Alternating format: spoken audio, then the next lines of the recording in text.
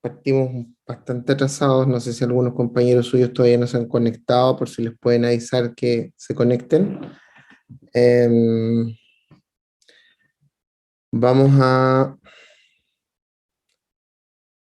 vamos a partir viendo, para que me digan dónde quedamos en la clase anterior. Deme un segundo.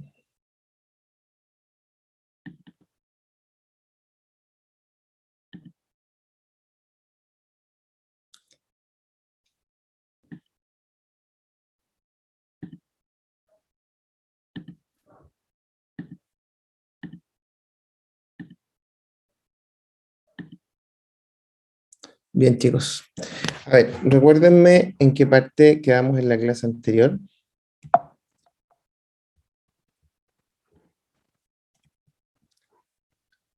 Vimos el hecho grado básico de venta y el hecho básico de servicios. No sé si alcanzamos a llegar o vimos, o sea, en el fondo, describimos y vimos que es, es relativamente importante entender el concepto de hecho grabado, ¿cierto? Y dijimos que era un acto jurídico, en el fondo algo que está escrito en la ley, y que dado que se cumplan ese conjunto de circunstancias de forma copulativa, es decir, todos al mismo tiempo o todas reunidas, no puede faltar una, ¿cierto?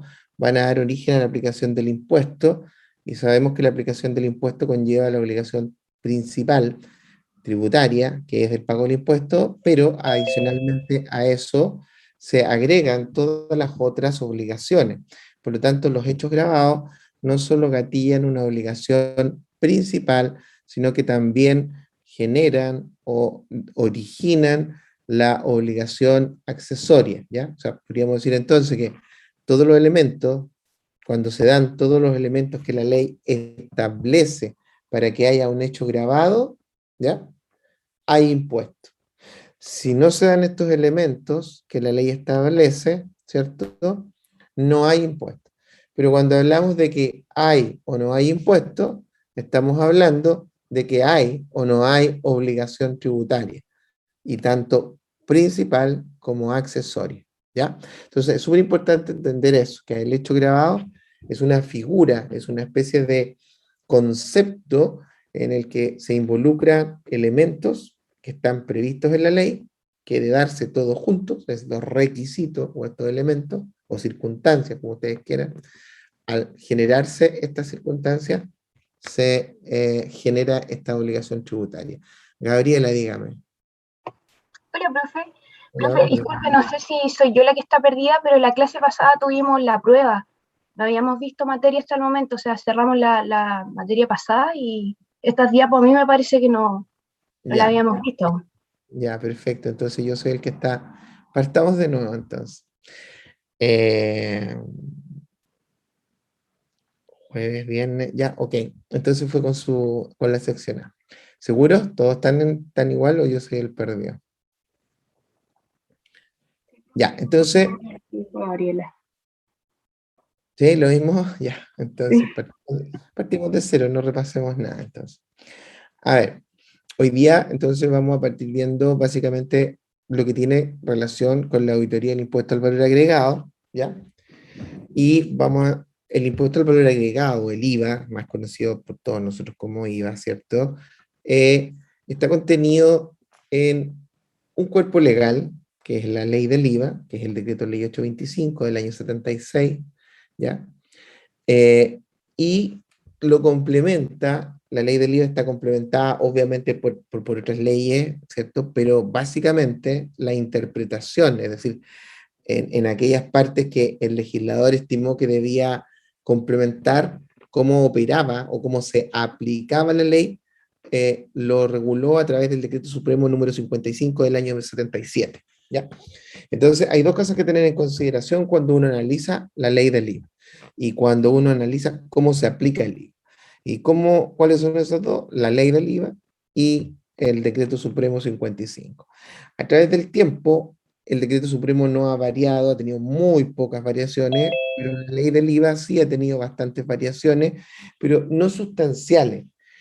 Gran parte de las variaciones y de las de los cambios que han habido en el que introdujo la ley 20.180, el que introdujo la ley 21.210, digamos que son los últimos dos cambios, grandes cambios que han habido, básicamente han tenido relación, han dicho relación con el hecho grabado, con incorporar algunos nuevos hechos grabados, como el IVA de los servicios digitales, y aclarar o darle cierta certeza jurídica a algunos procedimientos, como los de devolución de impuestos, por concepto de IVA crédito fiscal.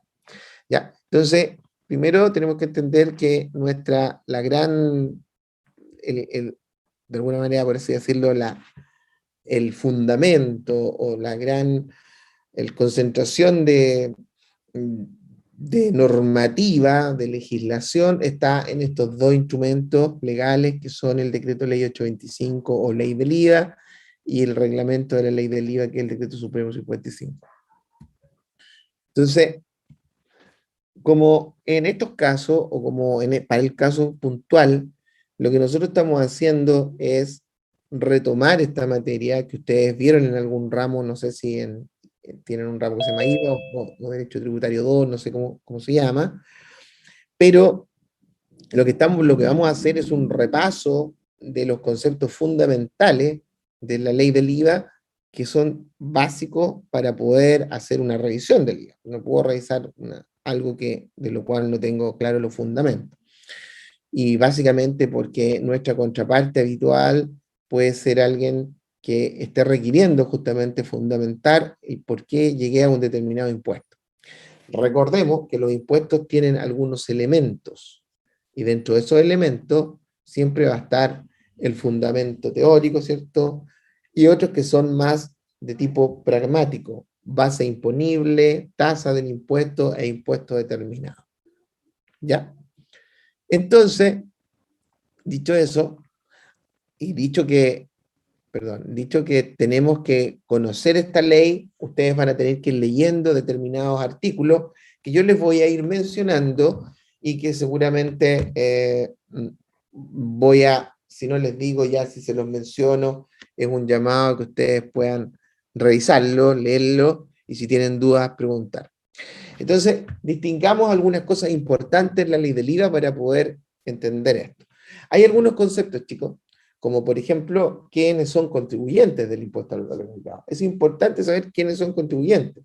Todos somos contribuyentes del impuesto al valor agregado,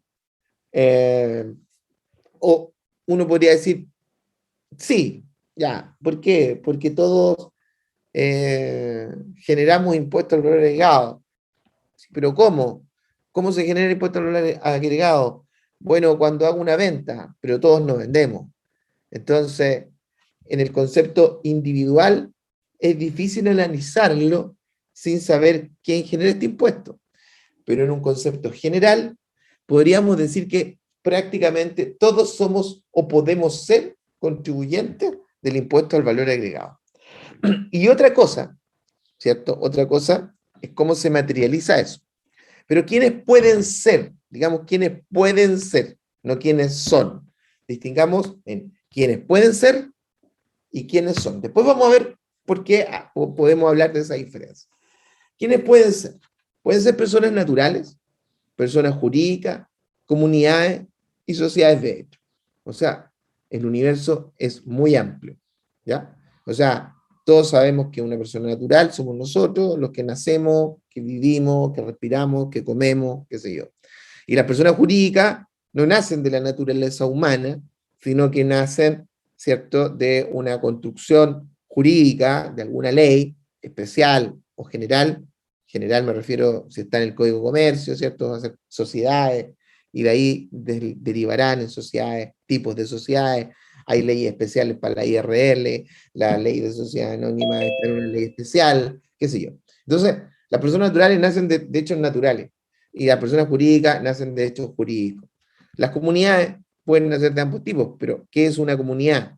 No, una comunidad estamos hablando de algún tipo de comunidad que nace o se genera por algún hecho que ya está contemplado en la ley, ¿ya? ¿A qué me refiero con eso? ¿Y a qué comunidades me refiero en específico? Porque si ustedes toman la ley, van a ver que habla de las comunidades que nacen de la liquidación de una sociedad y también de las comunidades hereditarias, ¿ya? Pero no habla de otro tipo de comunidades. Por lo tanto, la ley aquí distingue o de alguna manera se enfoca en algunos tipos de comunidades. Las comunidades son una conformación de personas, ¿cierto?, que ya sea por el solo ministerio de la ley, como es el caso de las comunidades hereditarias, o por alguna disposición legal, como es el caso de la sociedad, cuando se liquida una sociedad, tienen un patrimonio común, ¿ya?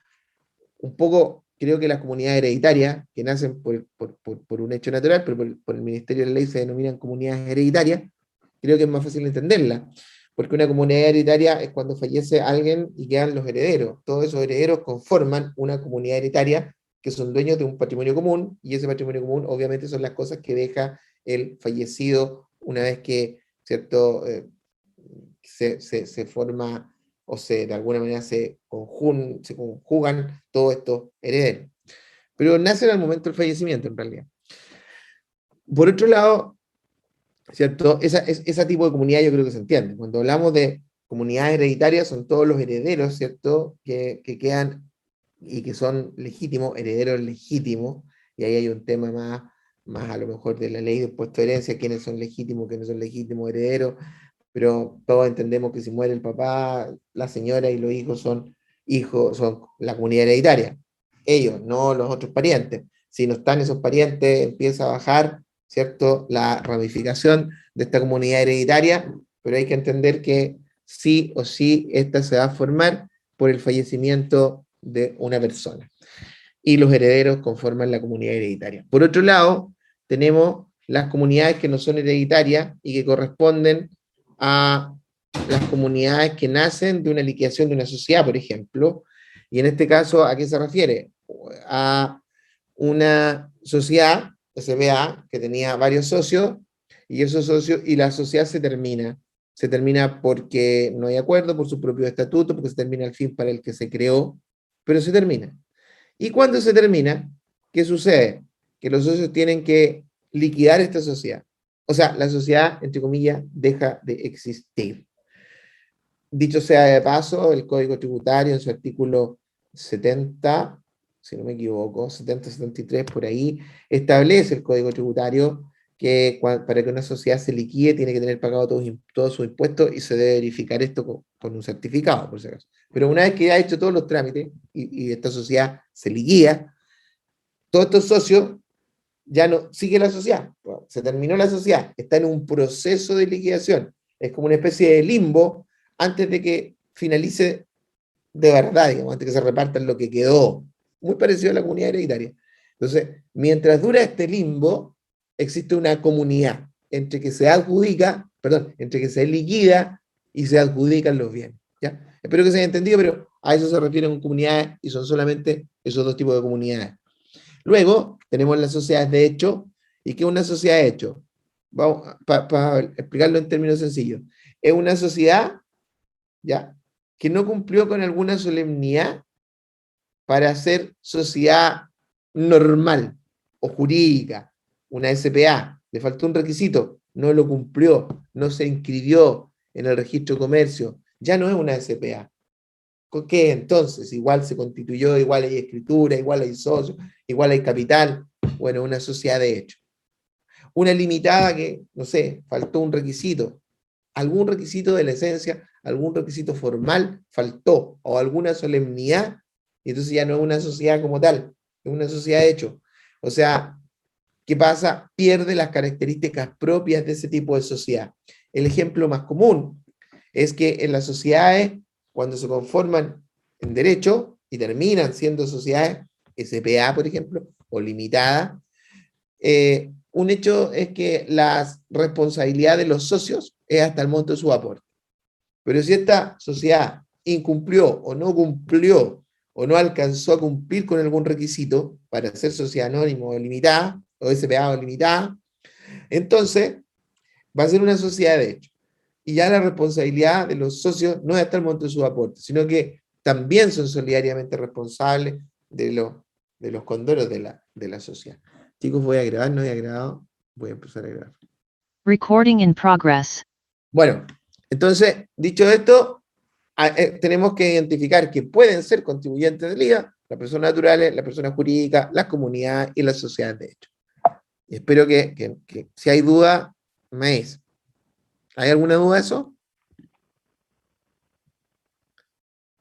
¿No? Ya. Ahora, entonces, yo dije, hay unos elementos de la aplicación del impuesto y hay unos elementos importantes que considerar, más grandes todavía, que están como en una pirámide, están en la parte de más arriba, que son el contribuyente, que ya dijimos quién es el contribuyente. Pero yo dije, pueden ser. Entonces la pregunta es, ¿pueden ser y por qué no son? Porque pueden ser, todos pueden ser. Entonces, en el fondo, si uno concluye, casi todo el mundo puede ser, entonces. Sí, claro. Pero ¿qué hace la diferencia? ¿Cuándo se es y no se es?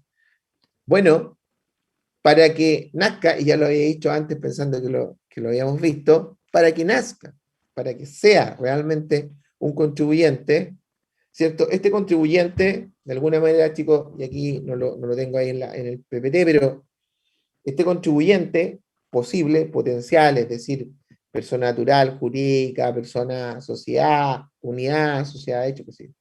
Entonces, cualquiera de estos que puede ser contribuyente, tiene que de alguna manera ejecutar hechos grabados.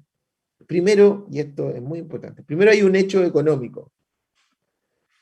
Tiene que haber un hecho económico. Un hecho económico susceptible de ser valorado en moneda, de ser ese hecho traducido en moneda. O sea, no es un millón de abrazos, no, es un millón de pesos. No es un millón de te quiero mucho, es un millón de pesos, un millón de dólares. Entonces, en moneda, ¿ya? Entonces, un hecho económico va a generar o no un hecho grabado, ¿ya? O sea, el contribuyente, perdón, este potencial contribuyente, una persona, cualquier persona, va a ejecutar hechos económicos. Y estos hechos económicos, podrían ser considerados o no hechos grabados. Si este hecho económico se transforma en hecho grabado, este señor es contribuyente de IVA. O sea, estas personas que nombramos recién son contribuyentes de IVA. Entonces, fíjense bien, tiene que haber una persona que puede ser contribuyente y que al ejecutar un hecho económico, que se conforme como un hecho grabado, o se transforme o se entienda o sea un hecho grabado, entonces, en ese caso, hay un contribuyente. Y por consiguiente, va a haber aplicación de impuestos. ¿Y qué es un hecho grabado? ¿O qué se entiende como hecho grabado? Pueden haber esas definiciones que están ahí. Es un acto jurídico que permite el nacimiento de una obligación tributaria. O sea, un acto jurídico. Pero yo le agregaría un acto económico con características jurídicas o un acto jurídico con características económicas que permite el nacimiento de una obligación tributaria. ¿Ya? O, como está en la otra especie de definición que está al lado, el conjunto de circunstancias que previstas en la ley, es decir, que están en la ley, dan origen a la aplicación del impuesto. O lo que les expliqué cuando empecé hablando, un poco resumiendo esto. Es decir, elementos que están en la ley que hacen que este hecho económico, al cumplir con estos elementos, requisitos o características, ¿cierto?, considere un hecho grabado. O sea, son características que si no se cumplen, no hay hecho grabado. O sea, no todos los hechos económicos son hechos grabados del IVA, así es. Para que un hecho económico sea grabado con IVA, tiene que cumplir con los requisitos que establece la ley. O sea, ese conjunto de circunstancias que previstas en la ley van a dar origen a la aplicación del impuesto. Que además, en esta circunstancia, reconocemos que nace una obligación tributaria de tipo principal y de tipo accesorio. ¿Se entiende, chicos, lo que estoy diciendo? O sea, yo les podría preguntar, todos los hechos grabados, todos los hechos económicos dan origen a la aplicación del IVA, falso, ¿no? Porque para que un hecho económico dé origen a la aplicación del IVA, tiene que ser además un hecho grabado, tiene que constituirse como un hecho grabado, ¿se entiende? O yo les podría preguntar, ¿son todos personas naturales, jurídicas, comunidades y sociedades, de hecho, contribuyentes del IVA, no son contribuyentes del IVA en la medida que no tengan, no ejecuten, ni habitualmente, ¿cierto?, tengan o practiquen hechos económicos que generen o degeneren en un hecho grabado. ¿Ya? Entonces, hay una relación entre contribuyente, hecho grabado, hecho económico, hecho grabado, hecho económico, contribuyente por todos lados. ¿Se entiende? ¿Alguien que me diga que no? Para hacerlo todo de nuevo. No. Sí, profe, se entiende. Ya. Entonces, vamos a decir que en la ley del IVA, chicos, los hechos grabados son hechos grabados. Ah, qué tremenda conclusión. Bueno, lo que pasa es que yo creo, ustedes tuvieron IVA en qué año, ¿en segundo año, primer año? Segundo año, ¿o no? Sí, el ramo existe en la malla, pero no sé cómo se llama. En tercero, profe. En tercero. Ya, y en tercero vieron IVA, y seguramente les hablaron del hecho grabado. O sea, sí o sí les hablaron del hecho grabado. Y seguramente le hablaron de hechos grabados básicos, hechos grabados especiales, ¿cierto? ¿O no? ¿Se acuerdan? ¿Alguien se acuerda? Más o menos, del especial no me acuerdo. Del básico, sí. Ya, entonces, bueno, o sea, la literatura y cualquier libro que ustedes tomen van a encontrar que existen estos hechos grabados básicos y estos hechos grabados especiales. Pero la verdad es que existe un solo hecho grabado. O sea, me refiero, la otra es una subdivisión, así como hecho grabado básico, hecho grabado especial. Porque el hecho grabado en general, el hecho grabado, está en el artículo 8 de la ley del IVA, ¿ya? Y el hecho grabado básico, o esta división de hecho grabado básico y hecho grabado especial, es una división más o menos docente, es decir, una división docente del hecho grabado, ¿ya? Pero el hecho grabado en general es lo que dijimos recién, el conjunto de circunstancias que están previstas en la ley que dan origen a la aplicación del impuesto, lo que conlleva la obligación tributaria principal. O sea, lo voy a repetir muchas veces. Entonces, pero vamos a hacer una división docente, una división teórica del hecho grabado en hecho grabado básico y en hecho grabado especial. ¿Ya? Y el hecho grabado básico, ¿dónde lo encontramos? Lo encontramos en el artículo 2 de la ley del IVA. ¿Ya? Y dentro de este artículo 2 de la ley del IVA, encontramos dos tipos de hecho grabado básicos. Uno de ventas, que tiene que ver con las ventas, y otro de servicios. Y luego vamos a ver más adelante que hay un hecho grabado que se le denomina especial. Yo les voy a explicar después por qué se le denomina especial, porque la ley en ninguna parte, si ustedes leen la ley, no van a encontrar en ninguna parte que diga hecho grabado especial. No dice así. ¿Ya? Entonces, pero vamos a dividirlo nosotros para efectos docentes. O sea, no es que exista, oye, este es especial o no, es hecho grabado. Pero para efectos de entender, ¿cierto? De alguna manera más pragmática para poder explicarlo, se creó esta especie de división. ¿Ya? Entonces, el hecho grabado especial, ¿cierto? Está en el artículo 8 y también se divide en hecho grabado especial de venta y en hecho grabado especial básico, perdón, especial de servicio. Entonces, tenemos el hecho grabado dividido en básico y especial y el básico en venta y servicio. Es muy importante esta división, es tremendamente importante. El que después de un año de ver esto no la entiende es porque mejor se dedique a la repostería, ¿ya? Porque es súper importante. Entonces, después de un año de trabajar en esto, a eso me refiero, alguien que ya lleve no sé, es más, yo diría que alguien que lleve un mes y no sepa distinguir esto trabajando, que se dedique a la repostería o a, no sé, o a la crianza de animales, pero en tributación no está dando nada. Entonces, el punto es que hay que distinguirlo y vamos a tratar de entender esta diferencia. Vamos a partir por una diferencia de tipo normativo, ¿ya? En el hecho grabado básico de ventas, esto, vamos a hacer un paréntesis. ¿Cuál creen ustedes que será la diferencia entre las ventas y los servicios? ¿Qué diferencia fundamental hay? Respóndanme, chicos, relativamente rápido para avanzar.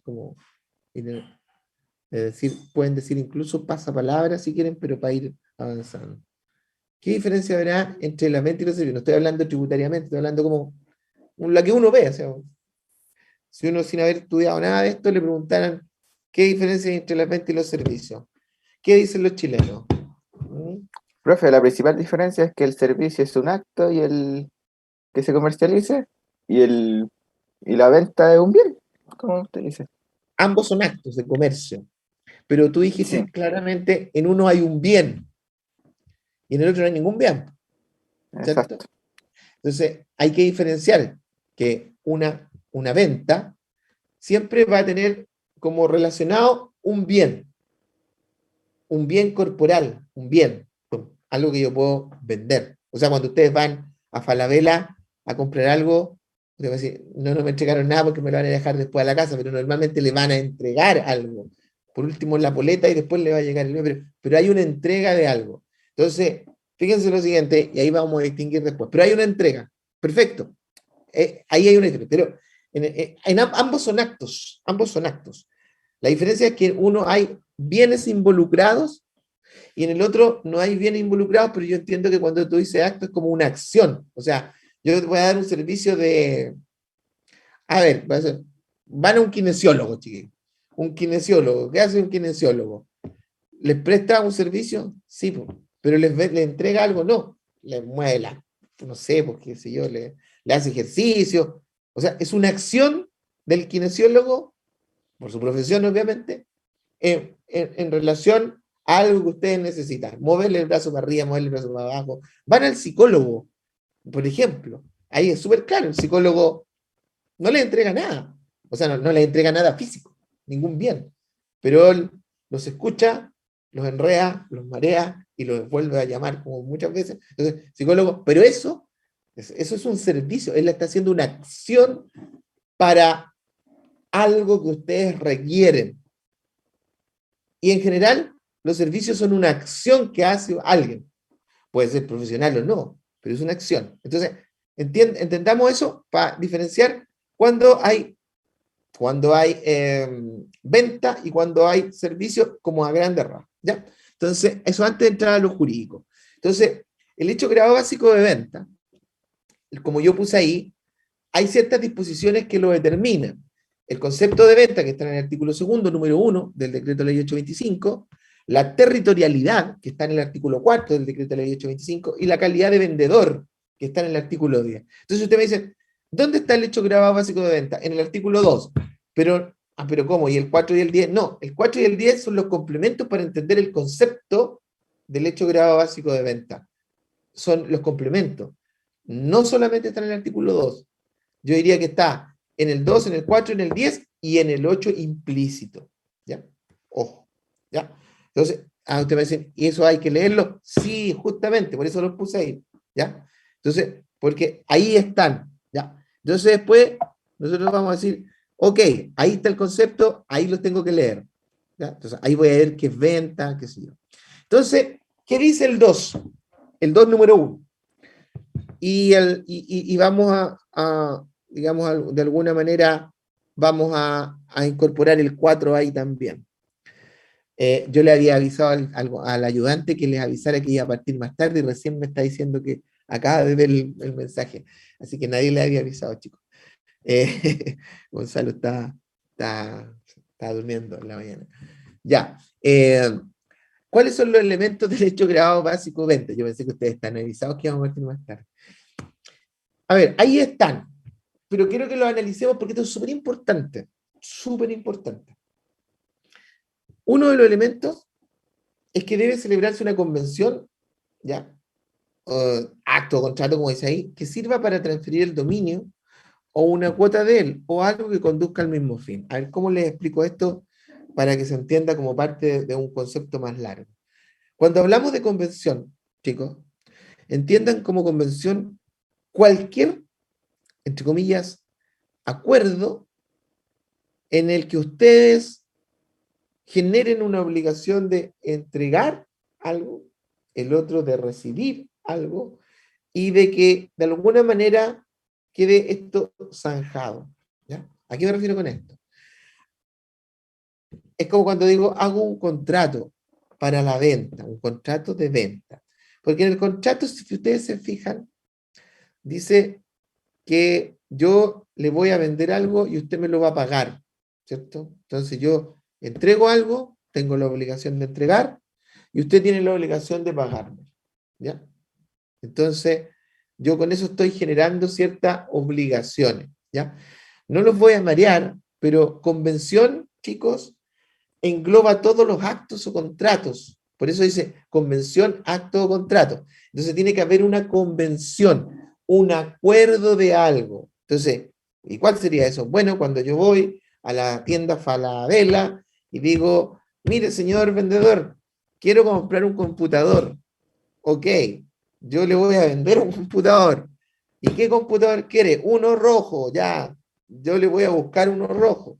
¿Y cuánto vale? 100. Yo estoy dispuesto a pagarle 100. Ah, perfecto. Llegamos a una convención. Usted me quiere comprar y yo le quiero vender. Eso obviamente no se dice. Se da de manera muy natural. Pero cuando uno va y compra, no sé, un terreno o un negocio, ya no es tan simple. No va a Falabella a comprarse un terreno, no va a Falabella a comprar un negocio, no va a Falabella a comprar acciones. Hay otros contextos, pero hay convenciones, ¿ya? Acto o contrato. Chiquillo, el contrato y la convención no son iguales.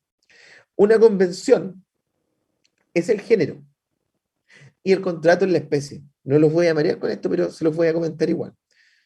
La convención, cuando digo género y especie, es como el género es el género animal y dentro tenemos hartos animales. ¿Ya? De 4 patas, de 2 patas, qué sé yo, pero tenemos animales. Entonces, el contrato es como uno de los animales y la convención es como el reino animal, el género, o el género masculino.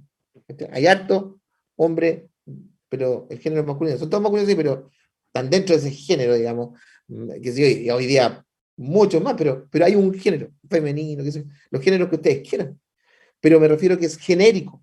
Las personas están dentro de ese género, dependiendo de su género, del género que sea, están dentro. Si en el género, o si es dentro del género las especies del mar, ¿ya? Las especies del mar son hartas. O sea, todas las especies del mar son el género. Y los pescados, los tiburones, son parte de la especie. Entonces, el contrato no es algo genérico, la convención es lo genérico, ¿ya? El contrato es una especie. Entonces, ¿qué tipo de contrato puede ser? De cualquier tipo. Por escrito, no, puede ser consensual. Cuando ustedes van a comprar a Ripley o a Falabella, puro retail, porque se me ocurre puro retail. Bueno, pero donde vayan a comprar, ustedes cuando van a comprar el almacén, ya al mini market de la esquina, dicen, vengo a comprar pan. No hacen ningún contrato por escrito, ya yo tanto, compro. No, ustedes van y compran pan. ¿Qué tipo de convención es esa? Un contrato consensual. Basta con el consentimiento. Yo quiero comprarle pan si yo le estoy vendiendo pan, o sea, es consensual. Y muchos contratos son consensuales. Y por escrito tienen que ser buenos aquellos que requieran cumplir con la solemnidad y si no pueden ser consensuales. ¿Ya? Pero ¿qué es lo importante? Que esta convención, que la podemos llamar contrato o no, acuerdo, como quieran, porque es convención, género, sirva para transferir el dominio. ¿Qué quiere decir transferir el dominio, chicos? Que el dominio, y aquí hay que entender que el dominio tiene como varias partes, ¿ya? El dominio pleno, ¿ya? El dominio o dominio pleno. ¿Y cuál es la diferencia entre dominio o dominio pleno? Yo puedo ser dueño de una propiedad, ¿ya? O sea, muchos de ustedes, sus papás, tienen casa, la mayoría, o todos, o casi todos. Entonces, ellos tienen el dominio pleno de su propiedad, de su bien raíz, dominio pleno. ¿Qué quiere decir eso? Que el dominio pleno contempla, chicos, el uso de esa casa, el goce de esa casa y la disposición. Eso es el dominio pleno. ¿Ya? ¿Se entiende? Chicos, díganme si se entiende, porque esto es re importante. Teóricamente, y cuando se lo pasaron, no sé si se lo explicaron, pero esto en la vida real, en la práctica, es súper importante, especialmente en el ambiente inmobiliario, tener claro esto. El dominio hay que entenderlo como que con 3 elementos para que sea dominio pleno. Dominio pleno es tener el uso de la cosa, o sea, yo lo uso, mi computador es mío, lo uso. ¿Se entiende eso? Sí. Tengo el goce. ¿Qué quiere decir eso? Que puedo gozar de este computador en el sentido económico, es decir, lo puedo arrendar. Hago un goce de eso, lo arriendo. Y también en este computador puedo disponer de él, o sea, lo puedo vender. Es decir, tengo el uso, el goce y la disposición. Eso se llama dominio pleno. En una casa, yo puedo tener la casa, ¿cierto? Arrendar la casa, goce, ¿cierto? O sea, usarla, vivir, arrendar una parte, goce, o arrendarla toda, goce, o puedo venderla. O sea, puedo disponer de esa propiedad. Cuando tengo esas tres características, tengo el dominio pleno. ¿Estamos? Díganme si se entendió, chicos, porque esto es re importante. Pues yo después lo pregunto y a veces me dicen, es que no lo entendí cuando lo explicó. ¿Se entendió? Sí, ya. ¿O alguien no lo entendió? Porque cantadísimo lo explico de nuevo. Ya. Entonces, cuando dice este número 1, que debe celebrarse una convención, acto, contrato que sirva para transferir el dominio, o una cuota de él, se refiere precisamente a eso. Porque yo puedo transferir una cuota, es decir, puedo entregar el uso y el goce, y yo me quedo con la propiedad. ¿Ya? ¿Y cómo se llama eso? Usufructo. Yo entrego el usufructo. ¿Y qué es el usufructo? El uso y el goce. Entonces yo, papá, le vendo a mi hijo el usufructo, me quedo con el usufructo y le vendo el bien. ¿Qué pueden hacer ellos? Ellos pueden venderlo nomás, o disponer. Pero el papá se queda viviendo ahí, porque tiene el uso y el goce. ¿Ya? Entonces, yo puedo vender el dominio pleno de algo o una parte de ese dominio. ¿Ya? Resumiendo, tiene que celebrarse una convención, ¿cierto? O contrato en el cual yo transfiero el dominio, o una parte de él, o que conduzca al mismo fin. Puedo usar otras formas jurídicas para llegar a lo mismo. La convención debe recaer sobre bienes corporales muebles o inmuebles, construidos, ¿ya? También sobre derechos reales constituidos sobre ellos, pero siempre vamos a excluir los terrenos. ¿Qué derechos reales me van a preguntar? Bueno, el del uso y el goce, el usufructo, ¿ya? Esta convención tiene que ser a título oneroso. ¿Qué quiere decir oneroso? ¿Alguien tiene alguna duda de lo que significa oneroso? ¿O no? Quiero que alguien me diga qué significa oneroso. Si nadie tiene duda, cual todos lo saben. ¿Qué significa oneroso?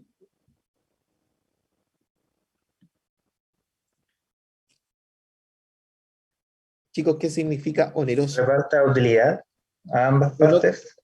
eso, no que reparte utilidad, porque la utilidad es el producto de algo, pero sí que beneficie a ambas partes. ¿Ya? O sea, yo te cambio mi computador. No, no te lo cambio. Sí, puede ser, te lo cambio, pero te lo vendo. Tú me pagas plata, mi beneficio es dinero, económico, cuantificado en dinero. Pero tú tienes un beneficio que es el recibir este bien, ¿ya? Hay una venta, ¿ya? Es oneroso. Ambos nos vemos beneficiados. Pero si yo te lo doy y no te cobro nada, ¿es oneroso para quién? Para el que recibe el computador, pues yo no recibí nada. Entonces ahí ya no es a título oneroso. Cuando no es a título oneroso, estamos frente a una donación, a un título precario, que no es de venta. No habría venta como hecho grabado. Los bienes corporales muebles o inmuebles deben estar en el territorio nacional. Chicos, los muebles, uno tiene que ver dónde es el territorio nacional. Y con los inmuebles está claro, a menos que anden en una minga, con un inmueble moviéndose en un barco por ahí. Y la transferencia debe ser efectuada por quien tenga la calidad de vendedor. Ya, chicos, dijimos cuáles son los elementos del hecho grabado. Es decir, cuáles son las circunstancias que previstas en la ley dan origen al hecho grabado. Estas circunstancias, estos elementos o estos requisitos son copulativos. ¿Qué quiere decir eso, estimado? ¿Qué quiere decir eso, Daniel Rojas? ¿Qué quiere decir que sean copulativos? Que sea beneficio de los dos. No, copulativos, copulativos, que sean copulativos. Dije, estos requisitos tienen que ser copulativos. Oneroso es que tenga que ser beneficioso para ambos. Pero yo digo, y oneroso es uno de los 5 requisitos que estamos viendo ahí en la pantalla. Pero estos requisitos tienen que ser copulativos para que al cumplirse den origen al hecho grabado. Si no, no hay hecho grabado. ¿Qué quiere decir que sean copulativos? Copulativos Que se cumplan los mismos a la vez. que se cumplan todos a la vez, exactamente. O sea, no puede faltar uno de estos elementos. Si falta uno, no son cumulativos. ¿Y qué pasa ahí? No hay hecho grabado. ¿Estamos? ¿Sí? Después vamos a retomar este tema de que sean cumulativos. Ya, pero no sé si se entiende. Entonces, ¿cuántos requisitos son, chicos? 5. ¿Cuáles son? ¿Cuáles son? Uno, que haya una convención, ¿cierto? Que sirva para transferir el dominio. Y dentro de la convención puede ser un contrato o un acuerdo consensual. Pero tiene que haber una convención para transferir el dominio. ¿Cuál es el segundo? En cualquier orden, que recaiga sobre bienes corporales muebles, ¿cierto? Que recaiga sobre bienes corporales muebles. Lo importante es que muebles o inmuebles, ¿cierto? Menos los terrenos. Pueden ser bienes muebles o inmuebles o una cuota, ¿cierto? Una cuota que recaiga sobre ellos. Pero normalmente nosotros podemos acotar esta definición a la transferencia, a una convención que sirve para transferir el dominio de un bien corporal mueble o inmueble construido, ¿cierto? Es el terreno, ¿cierto? Que tenga el carácter de oneroso, es decir, que sea beneficioso para ambas partes, ¿cierto? Que los bienes corporales muebles o inmuebles estén ubicados dentro del territorio nacional y que estos actos que acabamos de ir describiendo sean efectuados por un vendedor. Voy a volver atrás un poco. ¿Qué es un vendedor? ¿Qué se entiende por vendedor? ¿Qué se puede entender por vendedor? ¿Quién tiene la calidad de vendedor? ¿Quién inventa esto? ¿Dónde lo vemos? Definámoslo, ya. Defínalo usted, Alex Cofré. ¿Qué es un vendedor?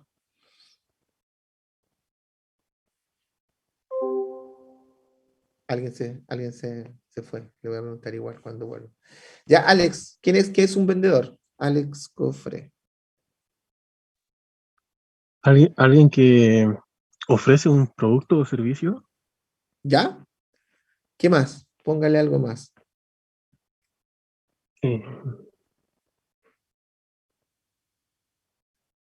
Alguien que. Yo ahora le vendo mi reloj.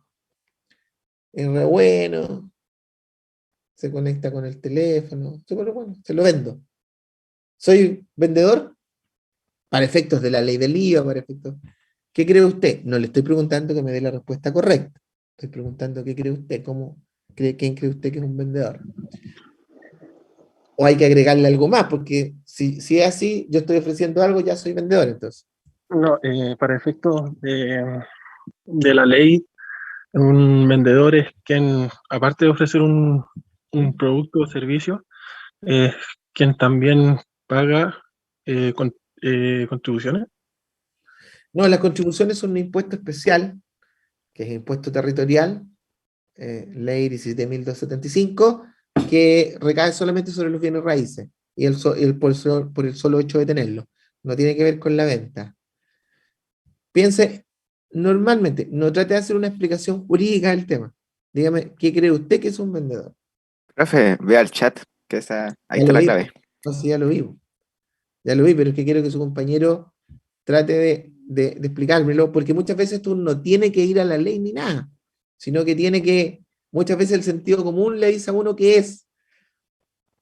El sentido común dentro de un marco, en todo caso, no tan. Ya, efectivamente en el chat hay un tema que es clave ahí. Un vendedor, chicos, para efectos tributarios y de este ramo, es alguien que se dedica habitualmente a la venta de bienes corporales muebles o inmuebles. O sea, hay un requisito importante. No es cualquiera, no porque yo le venda mi reloj, soy vendedor.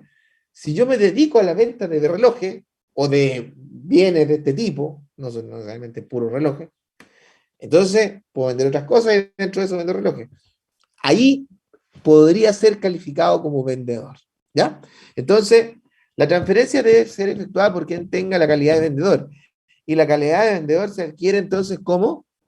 Se adquiere porque lo hago habitualmente este tipo de actos de comercio. ¿Quién califica la habitualidad? Porque, a ver, de nuevo voy a volver hoy día con. Es que a usted normalmente no lo incluyo en.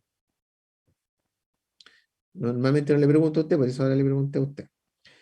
Eh, a ver, o no, para no complicarlo tanto. Carlos Leighton, que usted sí ha participado, Carlos, para no volver con Alex. Carlos, yo vendo este reloj, ¿cierto? No lo hago habitualmente, pero resulta que me gustó la idea de haberle vendido el reloj a Alex y ahora le vendí un reloj a José y a Francisca. Y yo le digo, pues, ¿sabe qué? ¿Seré vendedor? Voy y le pregunto a usted, oiga, Carlos, usted que ya algo sabe, ¿me podría asesorar si yo seré contribuyente del IVA y tendré que empezar a dar boleta por esto? ¿Quién califica esta habitualidad, Carlos, para saber yo si soy vendedor o no?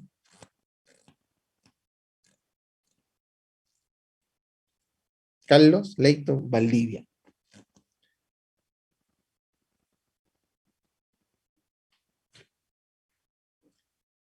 Carlos.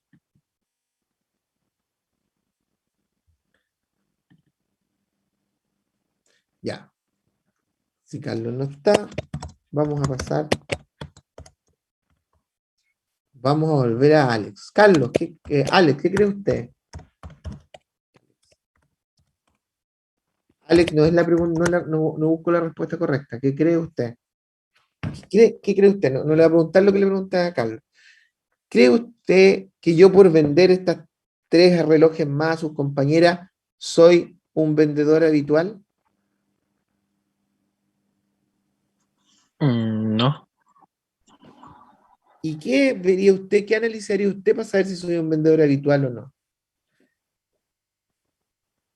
Mm,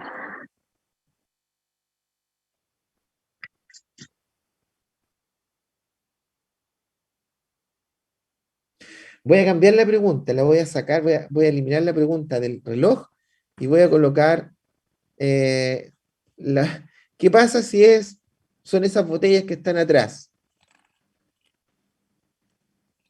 A lo mejor ahí le hace más sentido. ¿Qué pasa si traigo 3 cervezas y le vendo uno a uno, otro a otro y otro a otro? De sus compañeros, porque justo esos días ellos no alcanzaron a ir a comprar. Usted dice que no sería habitual eso probablemente. Sería como parecido al reloj. Pero ¿por qué no sería habitual yo en ese caso? Si vendí una, dos, tres. ¿O por qué usted cree que sería habitual?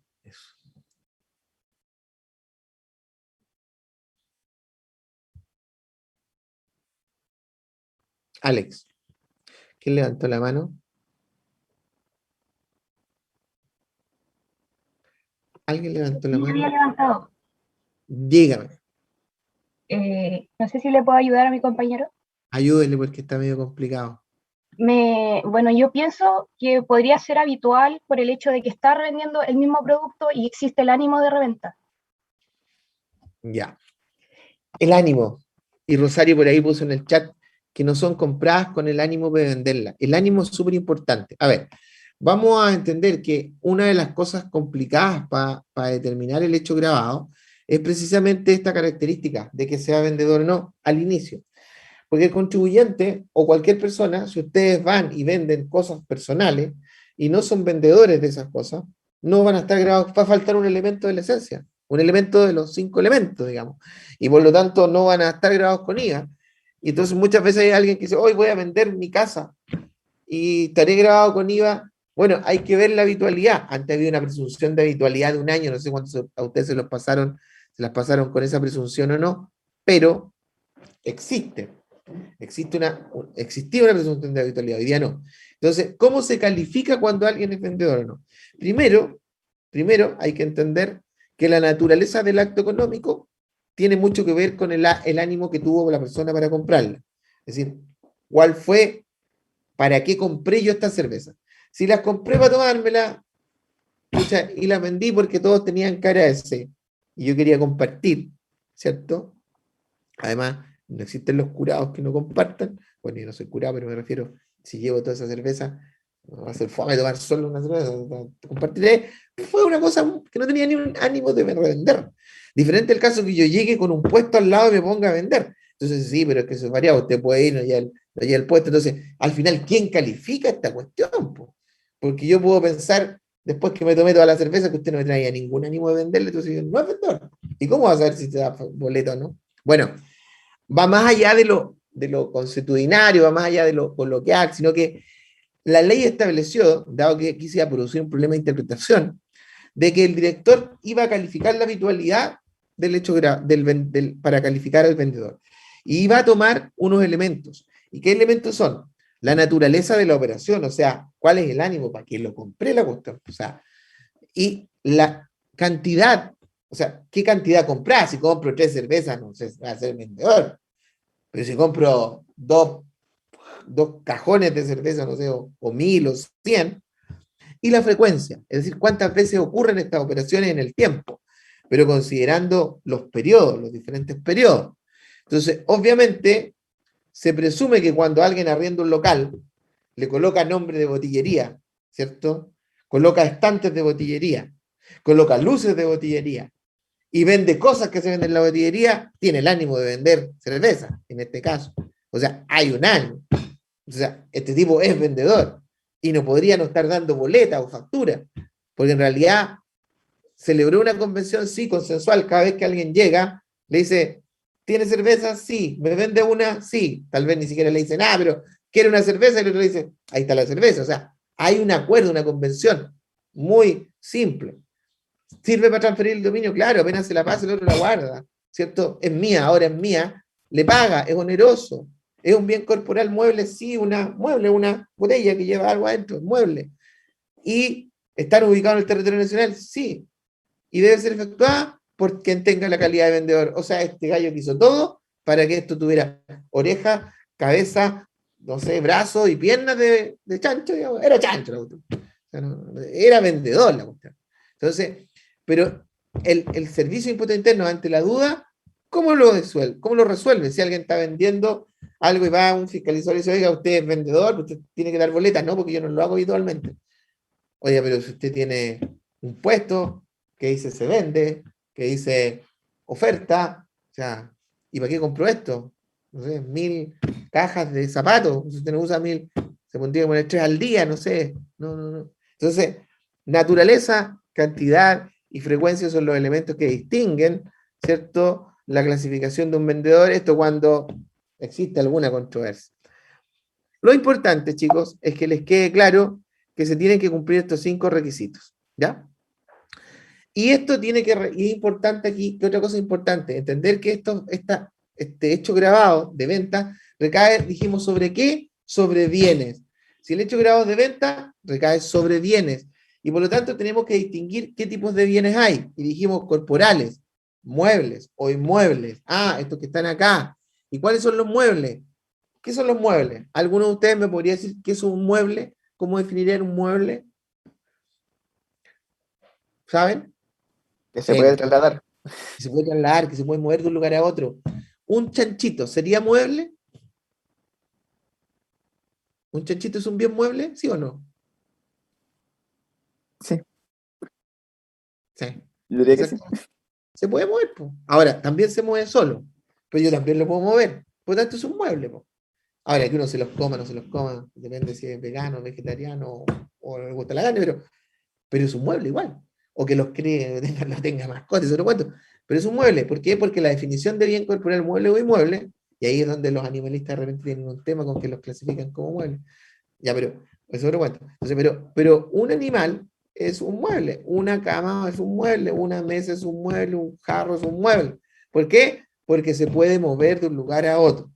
Pero esta característica puede ser por sí solo o por la fuerza de terceros. Es decir, si yo vendo animales, ganadería, ¿qué vendo? Bienes corporales muebles. ¿Por qué? Porque los puedo mover. Lo he hecho río, un camino los muevo. ¿Se pueden mover solos? Sí, también. Eso se llaman semovientes. Esos son bienes corporales muebles semovientes. ¿Ya? Por naturaleza, semovientes. Bienes corporales muebles, por naturaleza, semovientes. Los que se mueven solos, los chanchitos. Pero en general distingámoslos como bienes corporales muebles o inmuebles. ¿Ya? ¿Y cuáles son inmuebles? Aquellos que no se mueven. O sea, la tierra con sus construcciones. O sea, bueno, te voy a decir, no, aquí yo fui al sur, en Chiloé, mueven las casas. Bueno, ese es un caso especial.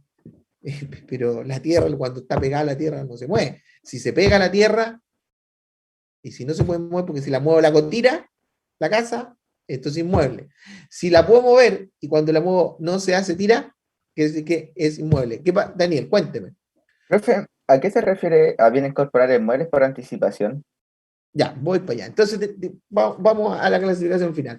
Cuando hablo de muebles por naturaleza, son los que dijimos recién, aquellos que construyó no sé, se fabricó un zapato, se fabricó por naturaleza para que se mueva, o sea, se va a mover. Y cuando nace un chanchito, ese nació y se va a mover. Es por naturaleza, mueble, por naturaleza se mueve, o se moviente, o es mueble nomás, pero se puede mover. Pero hay algunos que son por anticipación. ¿Y cuál es el ejemplo básico y más entendible de muebles por anticipación? No sé si alguien tiene un ejemplo, pero les voy a decir, porque es un ejemplo como muy típico y creo que es el que más se entiende cuando uno lo explica. La fruta. La fruta es un mueble por anticipación. ¿Ya? Porque la fruta, ¿a cuál fruta se refiere? La fruta, oh, que un mueble se mueve, agarra una manzana y la lleva. La fruta que está en el árbol. Porque si ustedes se fijan, el árbol está pegado a la tierra, no podría ser entonces un mueble porque no se puede sacar sin hacerlo tira, sin detrimento. La ley dice sin causar detrimento, o sea, sin hacerlo tira. Entonces, ¿qué pasa? Que si usted, la fruta, ¿de dónde nace? ¿Nace por naturaleza suelta que se puede mover? No, porque si la muevo antes de que esté madura, ¿qué hago? La echo a perder, ¿sí o no? ¿Se entiende? Por lo tanto, una vez que está terminada, ya la manzana está roja, no sé, está buena para cosecharla, yo la corto. Ahí la desprendo del inmueble, porque el árbol es inmueble, porque no se puede mover. Si lo hago, lo saco, lo hago tira. Alguien me va a decir, es que lo puedo trasplantar. Bueno, otra vez, o sea, sí, lo puede trasplantar y ahí pierde su calidad, pero en general los árboles no se trasplantan. Y si se trasplantan se pueden morir, entonces es como difícil. En general, árbol de manzana pegado a la tierra, no lo puedo sacar, porque si lo saco va a dejar de dar manzanita o se va a morir. Entonces, funciona el huerto completo pegado a la tierra, no puedo sacar todo el árbol un día, cambiarlos de campo. Entonces, eso es un inmueble, ¿cierto? Pero tiene esta especie de ciclo fenológico o biológico que hace que crezca, que crezca, que crezca, y mientras está creciendo, eso que está ahí nace de un inmueble, pero se denomina mueble por anticipación. O sea, antes que lo pueda sacar, ya lo califico como mueble por anticipación. Y esto, chicos, no es menos importante, porque cuando el hecho grabado se da de inmuebles o inmuebles, entonces la fruta que está, si yo vendo un campo antes de cosechar, va a quedar grabado con ella, porque lo que estoy vendiendo son muebles. ¿Ya? Muebles. Y no son inmuebles construidos. Si vendo el campo con árboles, puede que no vaya con ella, porque es un inmueble, sin construcciones. Ah, ojo, pero ojo, hay que un análisis aparte. Pero es muy importante esta clasificación. ¿Se entendió la diferencia o qué es un inmueble por anticipación? Son, si lo quisiéramos definir, son cosas, ¿cierto? Que nacen de un inmueble, pero que van a tener una finalidad distinta a la del inmueble y se transformarán en muebles, como la manzana, que una vez que la corte, se puede mover.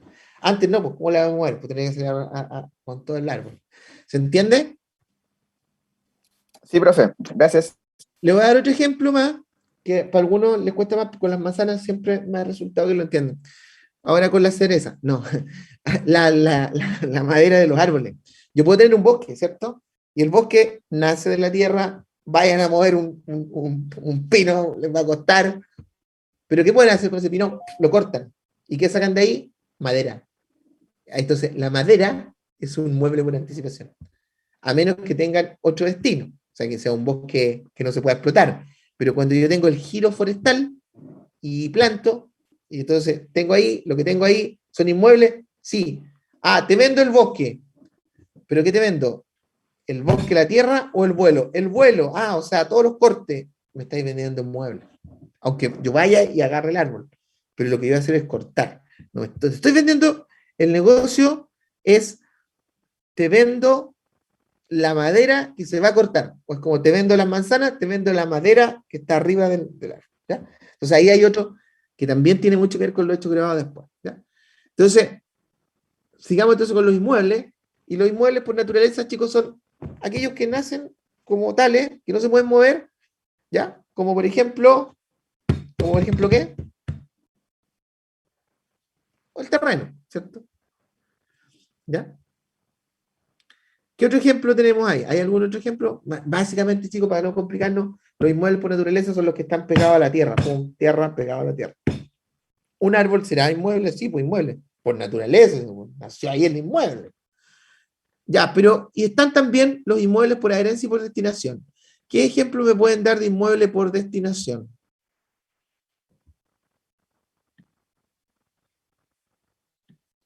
Profe, yo Chicos, supongo que un proyecto que se puede hacer, por ejemplo, el gobierno destina a hacer un hospital, ese hospital va a ser un bien inmueble por destinación. ah, un mueble. Ya, es que ese por naturaleza inmueble no se va a mover. Lo construyeron pegado al... La construcción es un inmueble, por naturaleza. Porque por naturaleza va a quedar pegado ahí. No sé si me entienden. Sí, ¿Sí? Ya, pero entiendo. Pero tú me estás hablando de cuál, el edificio, ¿qué sería? ¿Qué sería? ¿Un inmueble de qué tipo? por Según tú. adherencia. Bueno, es que depende, pues. Ya, perfecto, por adherencia. Si lo construyo sobre un terreno, dices tú, o sea, no un proyecto, sino que construyo un edificio. ¿Eso es? Construyo Algo un edificio. así. Sí. Ya, perfecto, ya, ok. Por adherencia. ¿Qué otro ejemplo de adherencia? Otro compañero tuyo que diga otro, porque está bien, pero hay otro.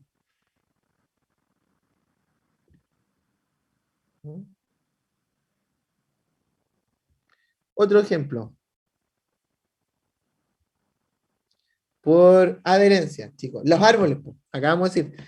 Puede que hayan árboles que hayan nacido en el año 1000 antes de Cristo, pero si yo planto un árbol es lo mismo que voy a hacer el edificio. Se adhiere permanentemente al terreno, se adhiere permanentemente al inmueble por naturaleza. ¿Ya? Y por destinación, denme un ejemplo. Profe, se me ocurrió uno, pero no sé si es por adherencia o por destinación, pero por destinación puede ser una gran maquinaria, Pero una gran maquinaria, ya entiendo que como es grande, no la voy a poder andar moviendo. ¿A eso te como refieres una tú? planta procesadora.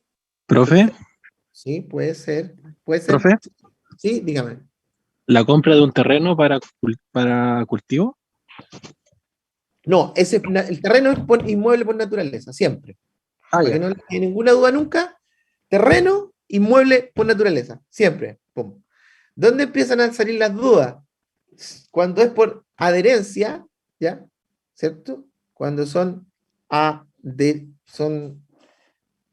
los por adherencia y por destinación. Y por adherencia, ¿cómo los podría definir para que no se confundan? Por adherencia vamos a decir que son todos aquellos que se construyen sobre un inmueble por naturaleza, que puede ser un terreno, pero hay otros que también son y que no son terrenos. Entonces, que se construyen sobre un inmueble por naturaleza y se adhieran permanentemente a este, ¿ya? Y podríamos agregar algo más, chicos, como para distinguir los por adherencia, que si no se adhieren permanentemente al bien, no subsisten. Fíjense lo siguiente, yo no puedo colocar un edificio en el aire, tiene que estar adherido. No sé si se entiende, o sea, no podría colocar colgando un edificio. Si quiero hacer un edificio, tengo que adherirlo al inmueble. Si quiero colocar un árbol, tengo que adherirlo, no lo puedo dejar colgando. O sea, no lo puedo construir aparte.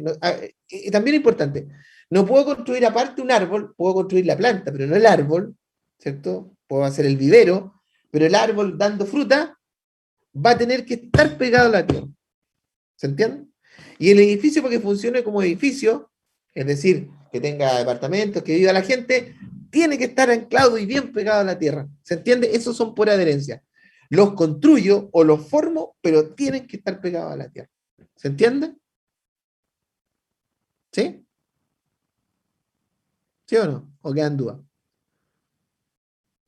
Y los ejemplos que viene usted está bueno. El edificio, una maquinaria que tenga que dejarla, como por ejemplo una represa. O una represa, es un inmueble por adherencia. Y por destinación. Denme un ejemplo por destinación. Un ejemplo cualquiera. Profe, a mí se me ocurre uno, pero no estoy segura. Díganlo. Tengo entendido que destinaciones como que se pueden individualizar y obviamente por ser inmueble tiene que estar pegado. ¿Podría ser la cerámica? Por ejemplo, exactamente. En general, los inmuebles por destinación como el ejemplo que usted viene acá a dar, la cerámica, aunque por su naturaleza no es un inmueble, ¿se fijan? Es un mueble, lo puedo trasladar la cerámica de un lugar a otro, ¿ya? Pero resulta que ¿para qué se hizo? ¿Cuál es el destino que tiene la cerámica? ¿A qué está destinada una cerámica?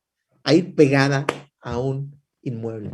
¿Se fijan? Su destino es ir pegada. Porque la cerámica, bueno, la pueden usar para hacer artesanías, pero aparte de eso, la cerámica, el que la hizo la fábrica y la vende ¿para qué? Para que vaya pegada a un inmueble, por destinación.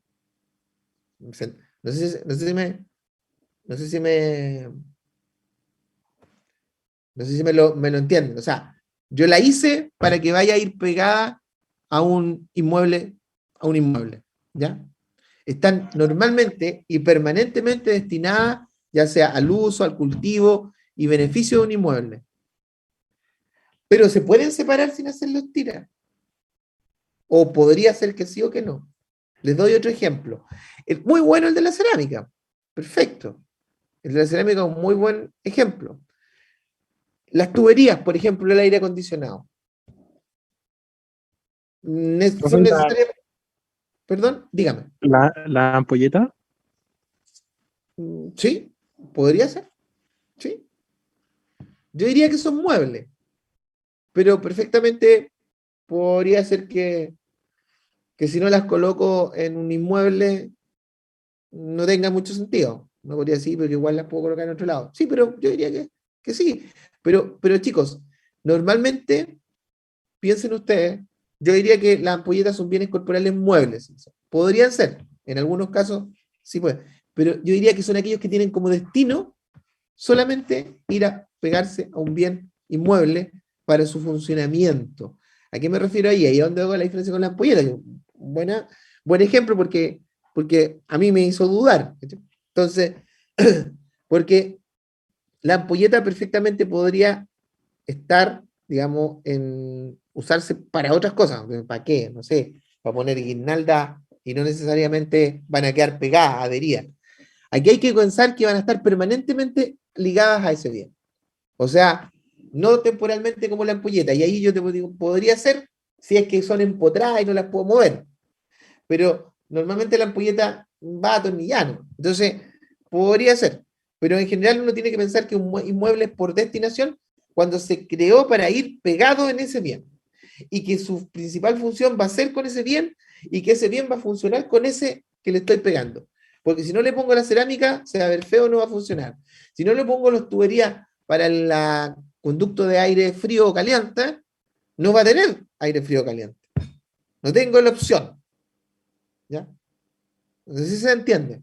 La por destinación son cosas que siendo muebles, o sea, los puedo mover, los puedo llevar para todos lados, ¿cierto? Su único destino, o para lo único que sirven, es para ir a pegarlo o colocarlo en un edificio o en un inmueble. Por ejemplo, un ascensor. ¿Qué harían ustedes con un ascensor si no se lo pegan a un edificio? ¿A qué sirve el ascensor? No, lo tendría. Abro, entro, salgo, un refrigerador la cuestión. ¿Sirve para alguna cosa? No. Entonces, ¿por qué? Porque fue creado para que se lo adhirieran a un edificio. ¿Se entiende ahí o no? El ascensor creo que es un buen ejemplo porque si no lo pongo en el edificio, ¿qué hago con él? O en la casa de más de 2 pisos. ¿Se entiende? ¿El lavaplatos? Sí, perfecto. Sí, también. Sí, el lavaplatos también. Puede ser. Puede ser porque el lavaplatos, si no lo coloco ahí, ¿qué va a hacer con él? O sea, por eso te digo que en la ampolleta, mi duda está si esa ampolleta va a ir permanentemente adherida ahí o no. Yo diría que puede ser. Hay muchos equipos de electricidad que en realidad están ahí. Y si no, ¿qué hago con la ampolleta? Bueno, con la ampolleta podría colocarla en una lámpara y estaría sobre un bien mueble. No sé si no sé, ¿quién hizo eso? A ver, ¿quién hizo eso? Déjame ver. Pero tu pregunta es súper buena porque, o sea, tu ejemplo es bueno porque sí, la ampolleta puede ser y puede no ser, porque si lo coloco en una lámpara, ya no va adherido a un bien inmueble. No sé si se entiende. Pero si lo coloco en un foco, en un empotrado, sí, lógico. Entonces ahí sería por adherencia. Sí, por destinación, perdón. Por destinación, sí. Pero ¿y si no la coloco ahí? Entonces no fue creada para eso. No tiene como destino de destinación estar siempre en un inmueble, pegado a un inmueble, pegado a un inmueble. ¿El lavaplato? Sí. Es que no, es que yo lo puedo poner en una casa rodante, ya, o sea, esa es la excepción. Pero en general, ¿para qué hacen los lavaplatos? Para colocarlo en la cocina. ¿Y se mueve el lavaplato para todos lados? No. Con la ampolleta, la verdad que, bueno, ejemplo, claro, la ampolleta puede ser, pero si lo coloco en una lámpara, la lámpara la puedo mover. Entonces ya no está pegado a un inmueble, está pegado a un mueble. Por lo tanto, no es por destinación. No fue destinada para eso. O sea, intrínsecamente, pero podría ser la excepción. Ya. Buen ejemplo. Bueno, chicos, entonces aquí tienen que fijarse muy bien y distinguir esto, ¿ya? Y es importante distinguirlo. Y ustedes van a decir, no le veo ni una gracia a distinguirlo. Créame que en la realidad hasta se gana plata cuando uno lo distingue muy bien. Es súper rentable saber distinguir esto después. Entonces, Daniel, dígame, Profe, una duda chiquita. ¿sí? Entonces nosotros podemos hacer la distinción de los bienes inmuebles porque van como por capas, según lo veo yo. Por ejemplo, primero tenemos por naturaleza y después del de naturaleza tiene que estar el por adherencia. Pero Claro, por sobre el de naturaleza no puede haber uno por destinación, pues, según lo claro. entiendo yo. Sí, así es, sí. Un razonamiento relativamente lógico.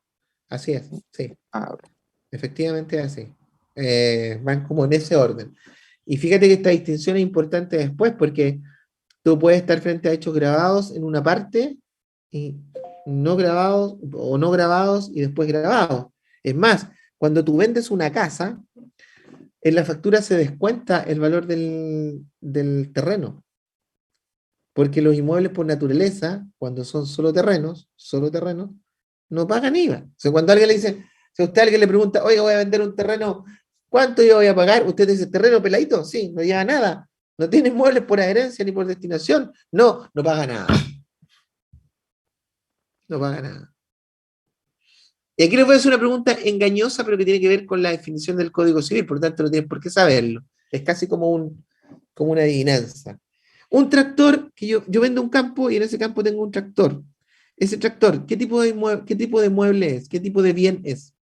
¿Qué tipo de bien es un tractor que está incorporado en un campo que quiero vender o que voy a vender? Entonces yo le pregunto, mire, tengo un campo, sí, el campo, ¿y qué hace el campo? Siembro papa. ¿Y con qué la siembra? No con un tractor y una sembradora. ¿Y sabe qué? Lo quiero vender.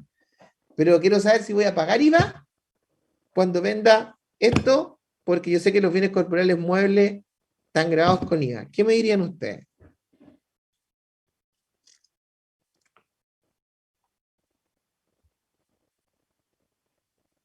¿Qué me dirían ustedes?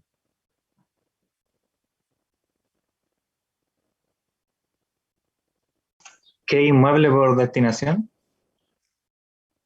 Que es un inmueble por destinación. Ya, perfecto. ¿Y por qué el tractor sería un inmueble por destinación? ¿Quién lo dijo? Perdón, no alcancé a notar. No alcancé a Yo, notar. Enzo, que es para el uso Eso. ¿Ya? que se va a usar ahí Perfecto. todo el Claro, tiempo. claro, exactamente. Aparentemente ese tractor parece mueble, ¿cierto? Pero no es mueble. Porque ¿para qué hicieron ese tractor? Para que esté siempre utilizado, o sea, tiene como destino ser usado en el inmueble. Y como que forma parte del uso normal para que el inmueble pueda producir papas. Por lo tanto, chicos, y ahí pueden haber discusiones con el Servicio de Impuestos Internos, pero si ustedes leen el artículo 658 del Código Civil, el Código Civil describe que los bienes que están dentro y son para el uso y están destinados permanentemente a estar ahí, son inmuebles por destinación. Y dice el Código Civil, los animales del vivar, se refiere a los del corral, los animales del vivar. Acuérdense que el Código Civil lo hizo Andrés Bello y todavía está ahí, entonces tiene palabra del español antiguo. Entonces, los animales del vivar.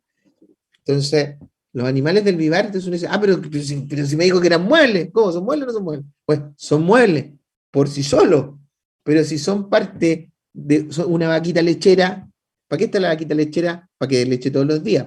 Entonces, esa vaquita no es para la venta, no, está destinada ahí para que dé leche todos los días. Entonces, ¿es mueble o es mueble la vaca? Me acaba de decir que es un semoviente y los semovientes son muebles. Sí, pero este está destinado a estar ahí, es como una especie de dispensador de alimentos, y ese, por lo tanto, es un inmueble por destinación. Entonces, cuando lo venda, voy a tener que hacer un análisis por efectos de IVA de considerarlo un inmueble por destinación. Hay que tener cuidado con eso. El análisis después es bastante...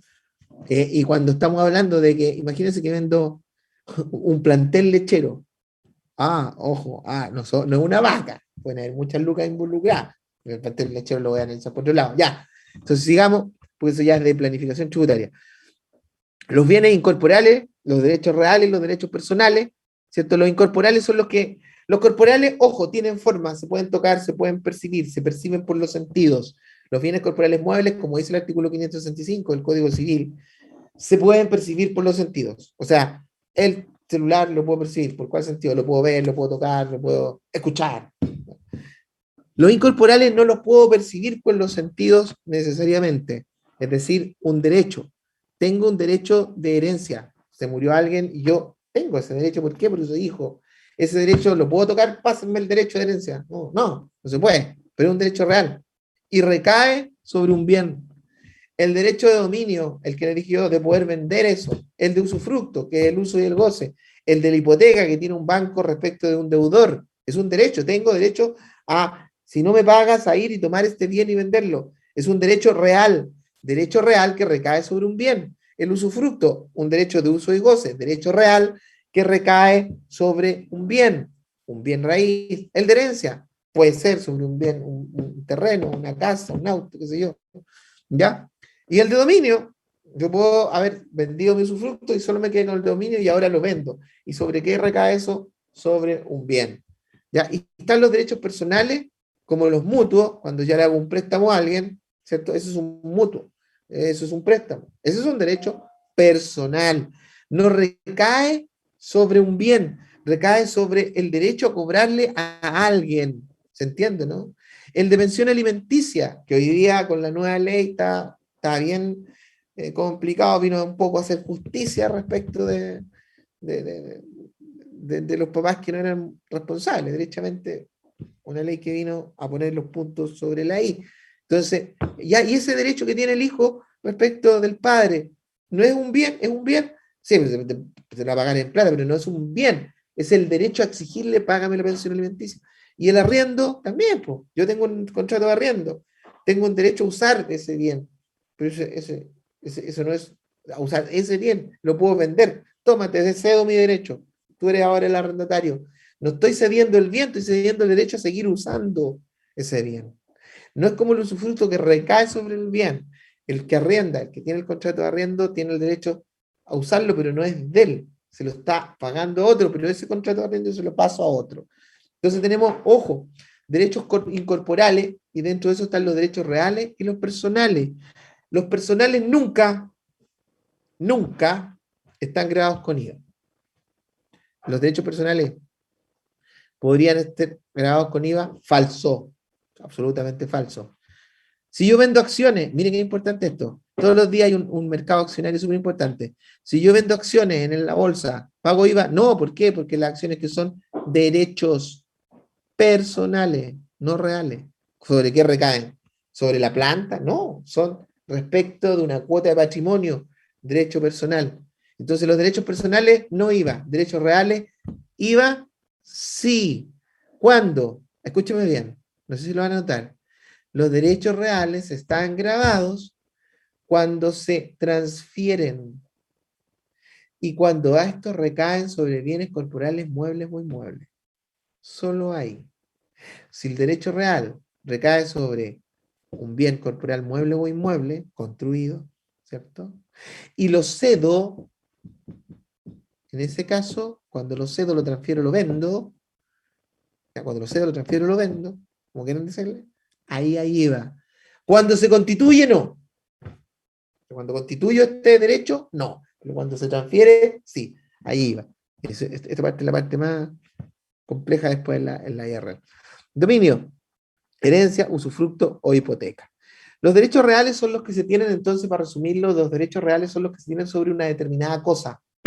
algo, un bien, sin respecto a determinada persona, me da lo mismo que sea el dueño.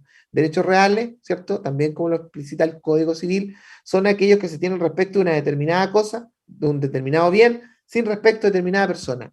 Y en cambio, los derechos personales son aquellos, también como lo dice el Código Civil, aquellos que se tienen sobre una persona, sin prejuicio de la cosa. ¿Estamos? ¿Se entiende, chicos? Esto es algo que yo lo paso como en varias clases en el posgrado, pero hay que achicarlo, pero que ustedes deberían haberlo visto, porque esto es fundamental para entender el libro. Si no lo vieron, es solo un barniz.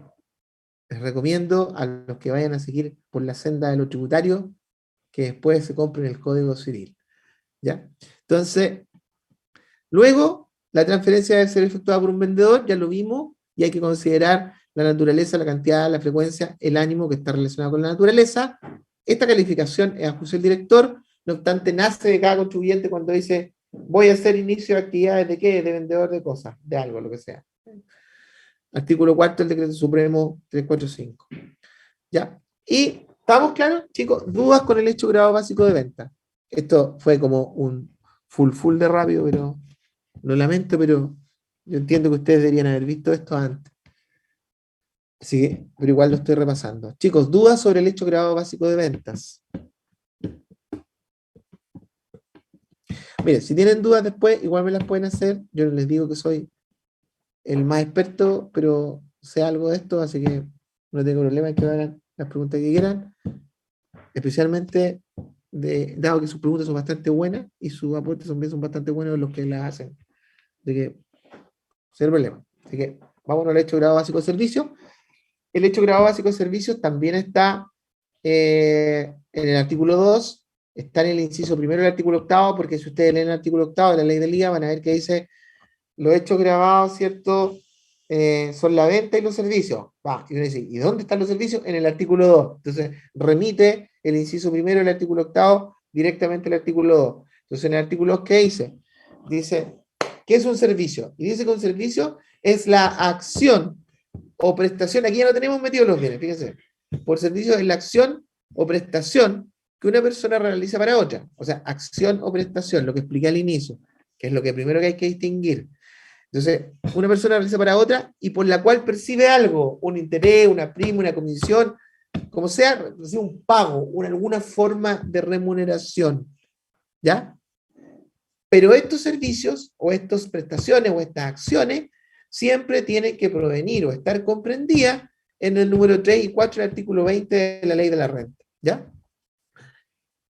El artículo 5 le agrega un elemento de territorialidad. ¿Y cuál es ese elemento? Que el servicio tiene que ser prestado o utilizado en el territorio nacional. Da lo mismo si es prestado, ¿cierto? O utilizado. O sea, puede ser prestado afuera, utilizado acá, o prestado acá y utilizado afuera, pero prestado o utilizado. Artículo 5 de la ley del IVA. Entonces tenemos los elementos, ¿cuáles son? Acción o prestación, da lo mismo si es habitual o esporádica, aquí no se mide la habitualidad. Aquí lo que se mide es que existe una acción o prestación.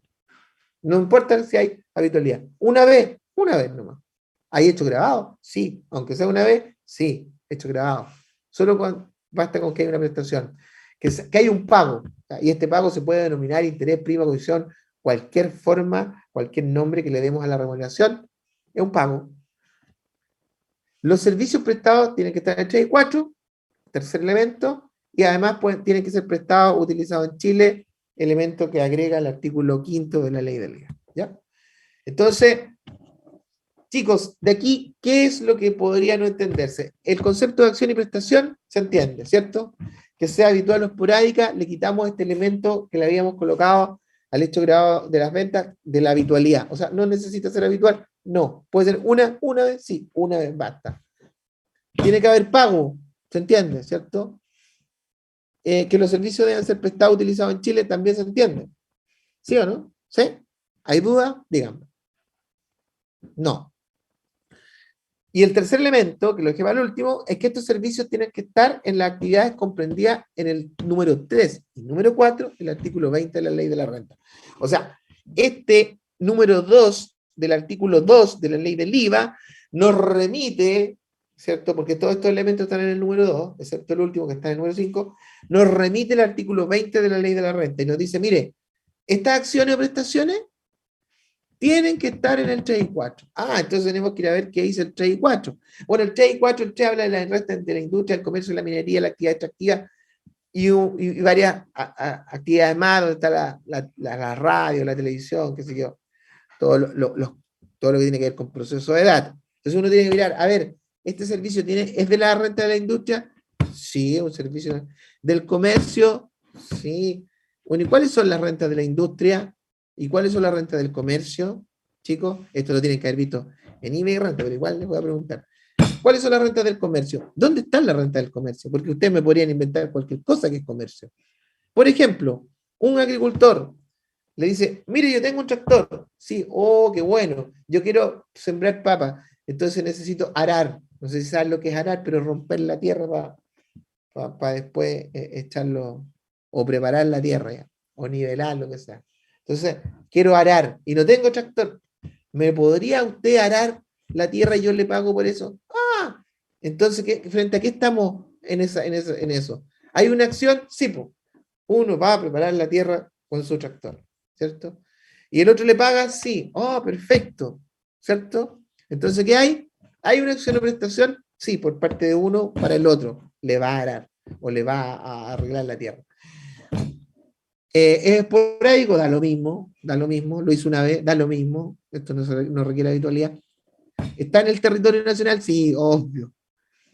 ¿Qué más nos falta, chicos? ¿Qué otro elemento nos falta?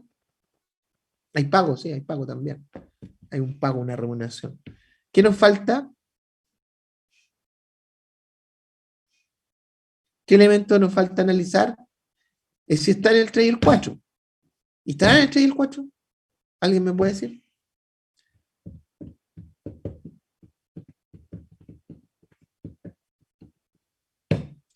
¿Alguno de ustedes que me diga? Sí, sí está en el 3 y el 4. Así que facture nomás. Sí, sí, están en el 3 y el 4, profe. ¿En qué parte está el 3 y el 4? Porque es el 3, ahí abajo está el 4. ¿En cuál está? ¿En el 3 o en el 4? ¿Quién habló? Perdón, ¿quién dijo? ¿Quién dijo yo?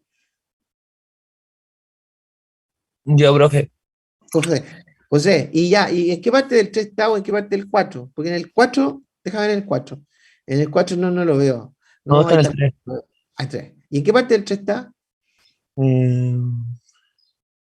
Déjeme leer. Ah. No sé. ¿En qué parte del 3 está? Salvado por la campana. Sí, sí. ¿Está en el 3 o no?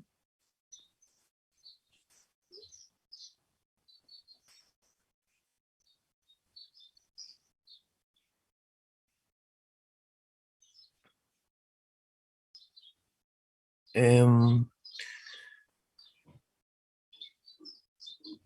No lo veo yo. de la explotación podría ser, pero no. ¿Dónde No. está esto? ¿De qué explotación? De la explotación de riquezas del mar, pues, pero. ¿Qué dice Daniel? Profe, es que yo algo recuerdo de un impuesto antiguo, que no sé si será bien o no, pero algo de que los servicios entre agrícolas como que no estaban grabados ahí, va, pues, ¿Y por qué ¿o no? no? ¿Pero por qué no, po? Porque no era un acto de comercio.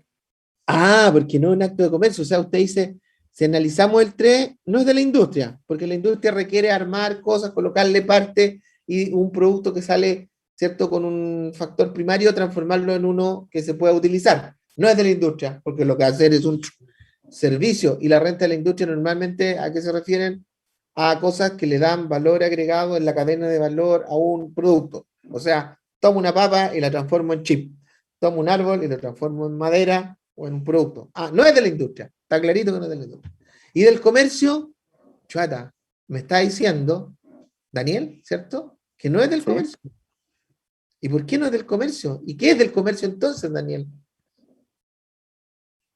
Pues yo comercio las papas, vendo las papas. ¿Por qué no? Ah, o yo comercio, no sé, ¿por qué no es del comercio? No es una renta del comercio. O sea, usted me está diciendo que los agricultores no Eh, son comerciantes. Mm, mm, mm. Yo diría que es que, pucha, que la agricultura siempre tiene cosas extrañas, pues, profe. Usted Pero sabe. como que extraña que eso no tiene nada extraño. La agricultura es, abro la tierra, echo la semilla, le echo agua, le echo abono, le echo fertilizante, le echo productos fungicidas, le echo productos herbicidas, enveneno a todo el mundo y luego termino con una papa. Una papa. No, no tiene Profe, nada pero es que extraño. Y yo después lo entiendo que vendo. del comercio se refiere a- ¿cómo se llama esto? A consumidor final, pues. O Porque, por sea, ejemplo, cuando alguien le vende chips a alguien que fabrica computadores, ese no es comerciante de chips. sí, pero no ¿Sí? vendría siendo el usuario final, pues. Ya, pues entonces sí, no sería comerciante, porque no le vende al usuario final. No, pues es No, comerciante. sí, pues, pero no le vende al comerciante, entonces su definición se cae. Entonces, chicos, las rentas del comercio no las define nadie más que la ley, pues. ¿Y qué ley regula el comercio? El Código de Comercio. Y por lo tanto, si uno quiere saber qué son actos de comercio, tiene que irse, lamentablemente, al Código de Comercio. ¿Ya? Por si acaso. Entonces, y tengo que leerme todo el Código de Comercio. No, el puro artículo 3, porque en el artículo 3 del Código de Comercio están todos los actos de comercio. Y en los actos de comercio no está la agricultura. Ah, chan, chan. Entonces, los servicios que se prestan entre agricultores y entre otros factores de comercio, entre otros empresarios o entre otras actividades, si no están en el 3, no son de comercio. Y si no son de comercio, no están grabadas. Pero pueden ser de la industria, de la minería, de la explotación de riquezas del mar. Entonces, ojo, ahí hay que tener cuidado. En la teoría parece súper simple. En la práctica hay que leer el Código de Comercio para poder clasificar. Entonces, ojo, tiene que estar en el 3 y 4. Y si alguien quiere saber cuáles son todos los actos de comercio, se va al Código de Comercio, artículo 3 del Código de Comercio. No va a encontrar la agricultura. Hace poco se agregó lo inmobiliario, antes ni siquiera estaba lo inmobiliario. Estaban las puras constructoras. Entonces, requisito, y usted me dice, o sea que el agricultor no paga IVA. No, por los servicios, porque por los servicios lo lleva este número.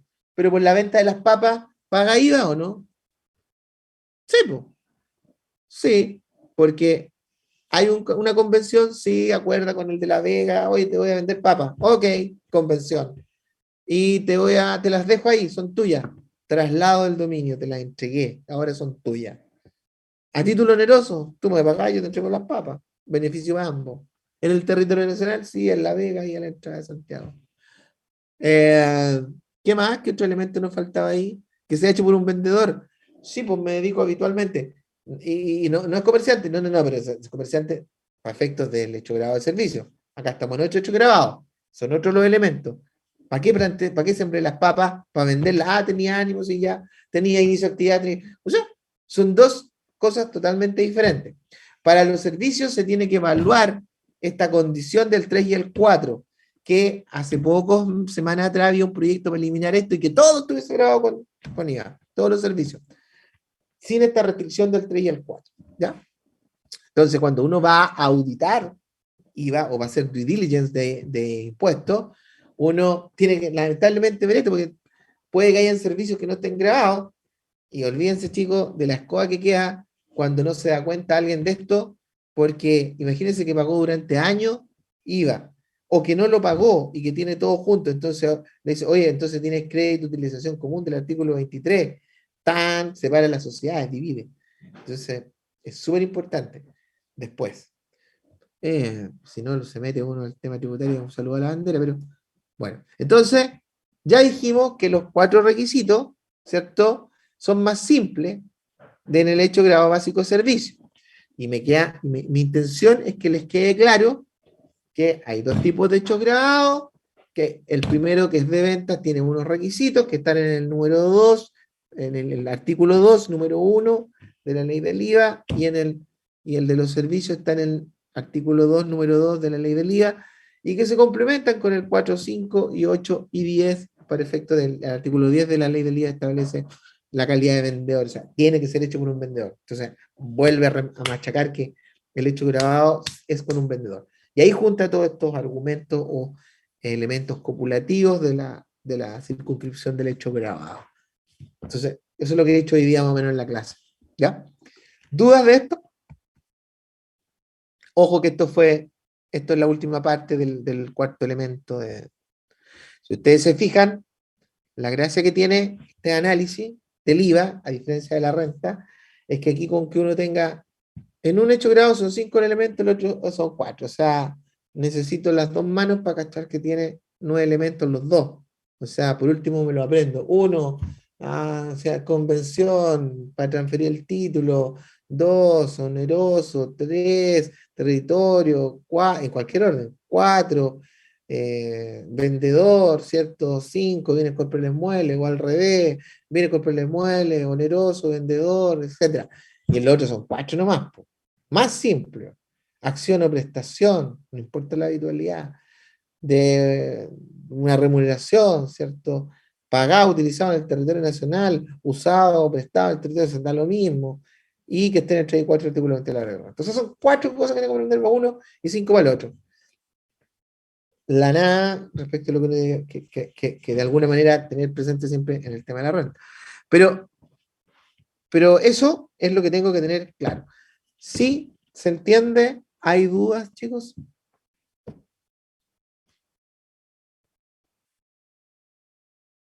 Chicos, díganme si hay dudas, no hay dudas. Profe, se Ajá. entiende y no hay duda. Eso. Entonces dijimos que habían estos hechos grabados básicos, que es lo que acabamos de ver. Y hay otros hechos grabados especiales. ¿Por qué se llaman especiales?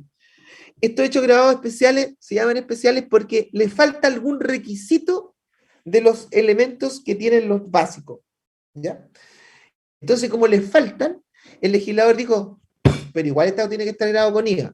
Así que como le falta un requisito, no va a faltar el vivaracho que va a decir, pero este le falta un requisito, por lo tanto, no está grabado.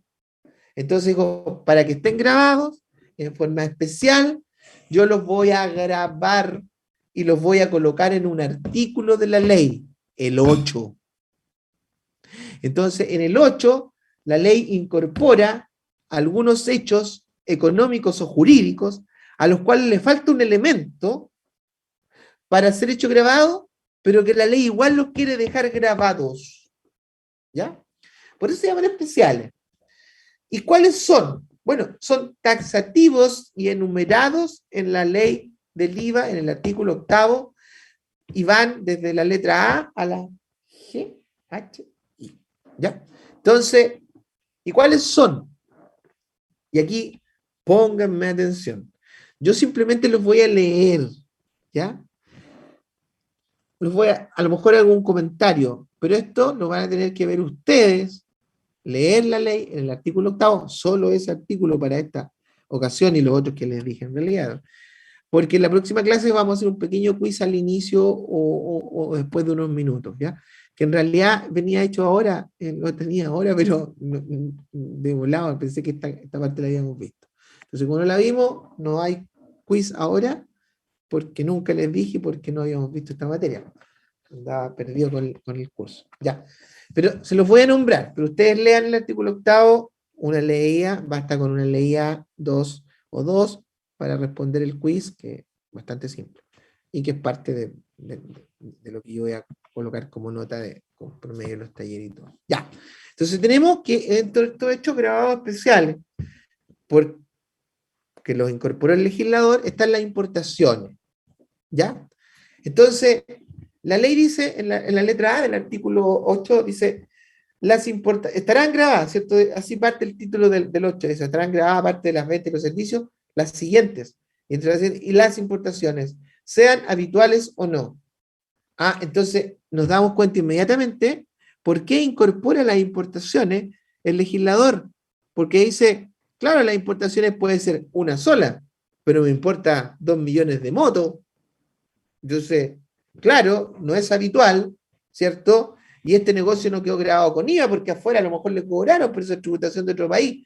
Entonces, las importaciones sean habituales o no, o sea, me está diciendo, no tiene el elemento de habitualidad, no importa, yo igual lo voy a dejar grabado. ¿Ya? Entonces, No importa que sea un vendedor, porque la habitualidad, ¿a qué se refiere? La habitualidad para efecto de reconocer que quien está importando es vendedor o no es vendedor. Entonces, le está diciendo, cualquier perico que importe esta cuestión va a quedar grabado. Entonces, no va a poder argumentar, es que yo no tuve el ánimo porque yo no soy vendedor y cuando le importé no era vendedor. No importa. Importación, sí, grabado, listo. Es que yo no tenía la habitualidad, no importa, está grabado. O sea, olvídese, la ley dijo en el artículo 8, letra A, que está grabado. Es que me quiero importar un auto, está grabado. Pero si yo no es un auto, nunca lo... Bueno, si no está en el arancel cero, en la partida del arancel cero del Reglamento General de Aduana, del número 3 de la ley de aduana, está grabado. Eso es la excepción, digamos. Y si no está en el artículo 12 de la ley del IVA, ¿cierto? Este vehículo está grabado. O sea, la norma general, las importaciones están grabadas. ¿Sí? ¿Se entiende? ¿Dudas? Léanla. Si tienen dudas, chiquillos, pregúntenla. Pero las importaciones en general están grabadas. ¿Todas? Sí, pero hay excepciones. ¿Cuáles son las excepciones? Aquellas que establece la Ley General de Aduanas en la partida arancelaria número 0. Chuta, la partida arancelaria rara, la 0. Pero están grabadas, ¿ya? Entonces, todas las partidas que están en el arancel 0 de la Ley General de Aduana, no se llama Ley General de Aduana, se llama Ordenanza General de Aduana. Entonces, todas las partidas del arancel 0 de la Ordenanza General de Aduana están fuera de esta norma del artículo 8, letra A. Están fuera. Por lo tanto, esas no. Hay otras sí, las del artículo 12 de la ley del IVA también quedan fuera. No está incorporada en esta ordenanza, en esta normativa. ¿Ya?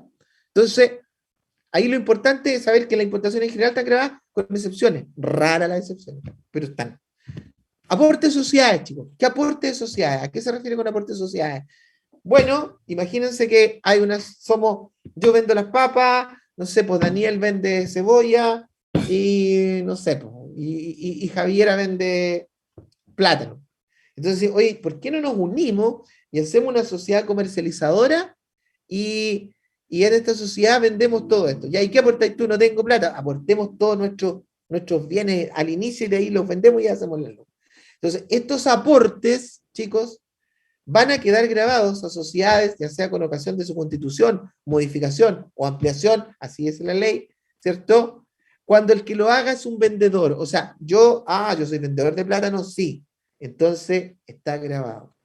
Y si aporto mi reloj, para que lo pongan ahí, ¿eres vendedor de relojes? No, ese no está grabado. Entonces, ¿los aportes están grabados? Sí, pero ¿cuándo? Cuando sean del giro. ¿Estamos? Las adjudicaciones de bienes corporales muebles o inmuebles del giro. Adjudicaciones. ¿Qué adjudicaciones? Delante les comenté que las empresas se liquidaban. Claro, se liquidan una vez que las personas deciden que se terminó el negocio, que tienen un desacuerdo o que deciden terminar con la sociedad. Se termina y empieza el proceso de liquidación. Luego de un tiempo se llega a acuerdo y uno dice, tú llévate tus plátanos, tú llévate tus manzanas, tú llévate tus peras. Adjudiquémonos esto. Entonces, una escritura pública de adjudicación, ¿cierto? De los bienes, para repartirse los bienes en un término de una sociedad, o de una comunidad, o de una sociedad de hecho, y en ese caso, cuando se hace esto, se adjudican estos bienes a cada uno de los comuneros o socios. Bueno, en ese caso, si esos bienes adjudicados son del giro, van con IVA. ¿Quién? ¿De quién? ¿Del giro de quién? ¿De los que están recibiendo? No, pues del giro del que está liquidándose y adjudicando los bienes. ¿Ya? Lo mismo pasa con los retiros de bienes corporales muebles e inmuebles. Retiros que yo haga. Hoy sé que del negocio voy a llevarme plátano de la verdurería. ¿Son del giro? Sí. Eso tengo que hacerte una boletita. Pero si es un retiro, sí, pero los retiros, si son bienes corporales muebles, como los plátanos del giro, de esta empresa que vende fruta, te lo tengo que... Pero yo soy socio, no importa. Hay un hecho grabado especial que dice que son grabados. Y que me voy a llevar una casa a la constructora, también está grabado. Inmueble del giro. ¿A qué se dedica la constructora? A vender casa. Me llevo la casa. Inmueble, grabado. Los contratos de instalación y confección de especialidades y contratos generales de construcción también están grabados. ¿Y cuál es un contrato de instalación y confección de especialidades? Son aquellos que básicamente justamente tienen relación con los inmuebles por destinación, que es, por ejemplo, cuando coloco los contratos para colocar el aire acondicionado.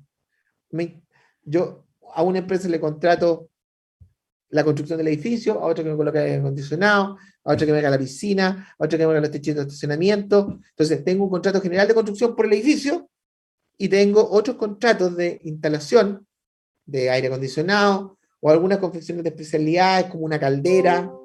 Esos, chicos, esos también están grabados. La venta de un establecimiento de comercio, que no es la venta del terreno, es la venta de todo lo que conlleva el establecimiento de comercio, derechos de marca, todo eso. Y por último, de esta lámina, la venta de bienes del activo fijo. En el caso de la venta de bienes del activo fijo, siempre están grabados, norma general, siempre están grabados. Los bienes del activo fijo siempre están grabados. Norma de excepción. ¿Cuál es la norma de excepción? Cuando estos bienes tienen más de 36 meses de adquiridos, ¿ya? Desde que se adquirieron hasta la fecha de la venta, han transcurrido más de 36 meses, ¿ya? Y el vendedor o el comprador es un contribuyente del artículo 14D número 3. O sea, si yo compré un bien, está en el activo fijo, tuve derecho a crédito fiscal, porque eso dice el artículo 8º, letra M, inciso primero. Tuve derecho a crédito fiscal, entonces, ¿cierto? Están grabados con IVA. Pero, inciso segundo del artículo 8º, letra M, dice, si pasaron más de 36 meses desde que los compré, y además el vendedor, yo vendedor, o el comprador son contribuyentes del 14D, no va IVA. Ah, hay una norma de excepción. O sea, regla general, todas las ventas de activos fijos están grabadas con IVA. Regla de excepción del mismo artículo 8º, letra M, inciso segundo, es si el comprador o vendedor son régimen 14D, ProPyme, y además pasaron más de 36 meses desde que lo compré, no hay IVA. ¿Estamos? Es la excepción. El arrendamiento o subarrendamiento de bienes corporales muebles o inmuebles amoblados. ¿Qué dice la letra G? Dice que cuando se arrienda un inmueble amoblado o con instalaciones que permitan el ejercicio de una actividad comercial, hay IVA. Si yo arriendo sin muebles, ¿cierto? Ni sin instalaciones que permitan el ejercicio de una actividad comercial, no hay IVA. O sea, se arriendo el terreno o el inmueble pelado. El arrendamiento de intangibles. ¿Qué son los intangibles? Los derechos de marca, los derechos de las patentes. Si yo arrendo patentes, hay IVA. Arriendo de patentes. Arriendo, ¿ya? No venta, arriendo. Si los vendo, no hay IVA. Si los arriendo, hay IVA, ¿ya? Porque estamos hablando de servicios. Estacionamiento de vehículos, ¿hay IVA? Pregunta para todos.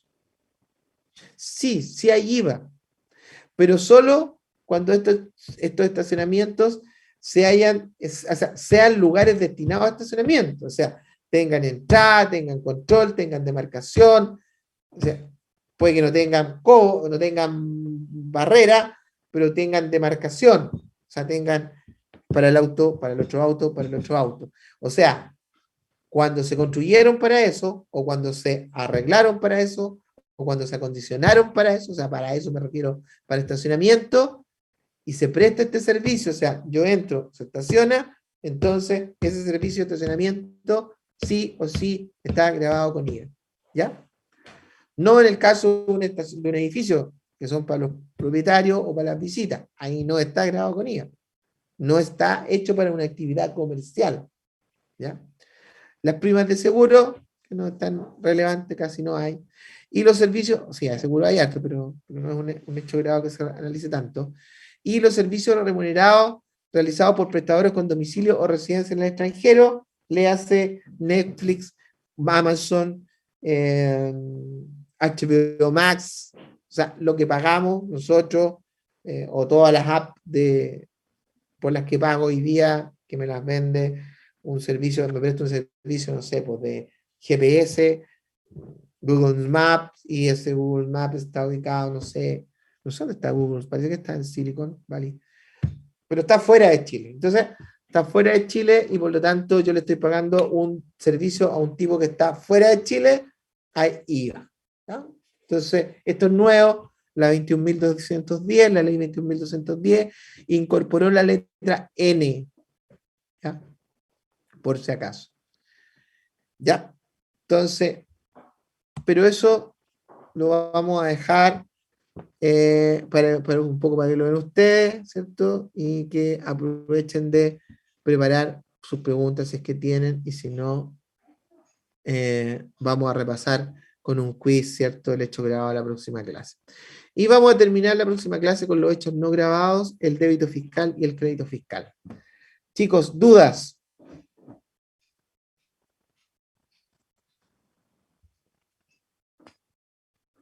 Ahí estaba el quiz, el quiz lo tenía hecho, pero lo voy a eliminar ahí, fuera. ¿Dudas, chicos? Nada, profe. Recording stopped. Ya.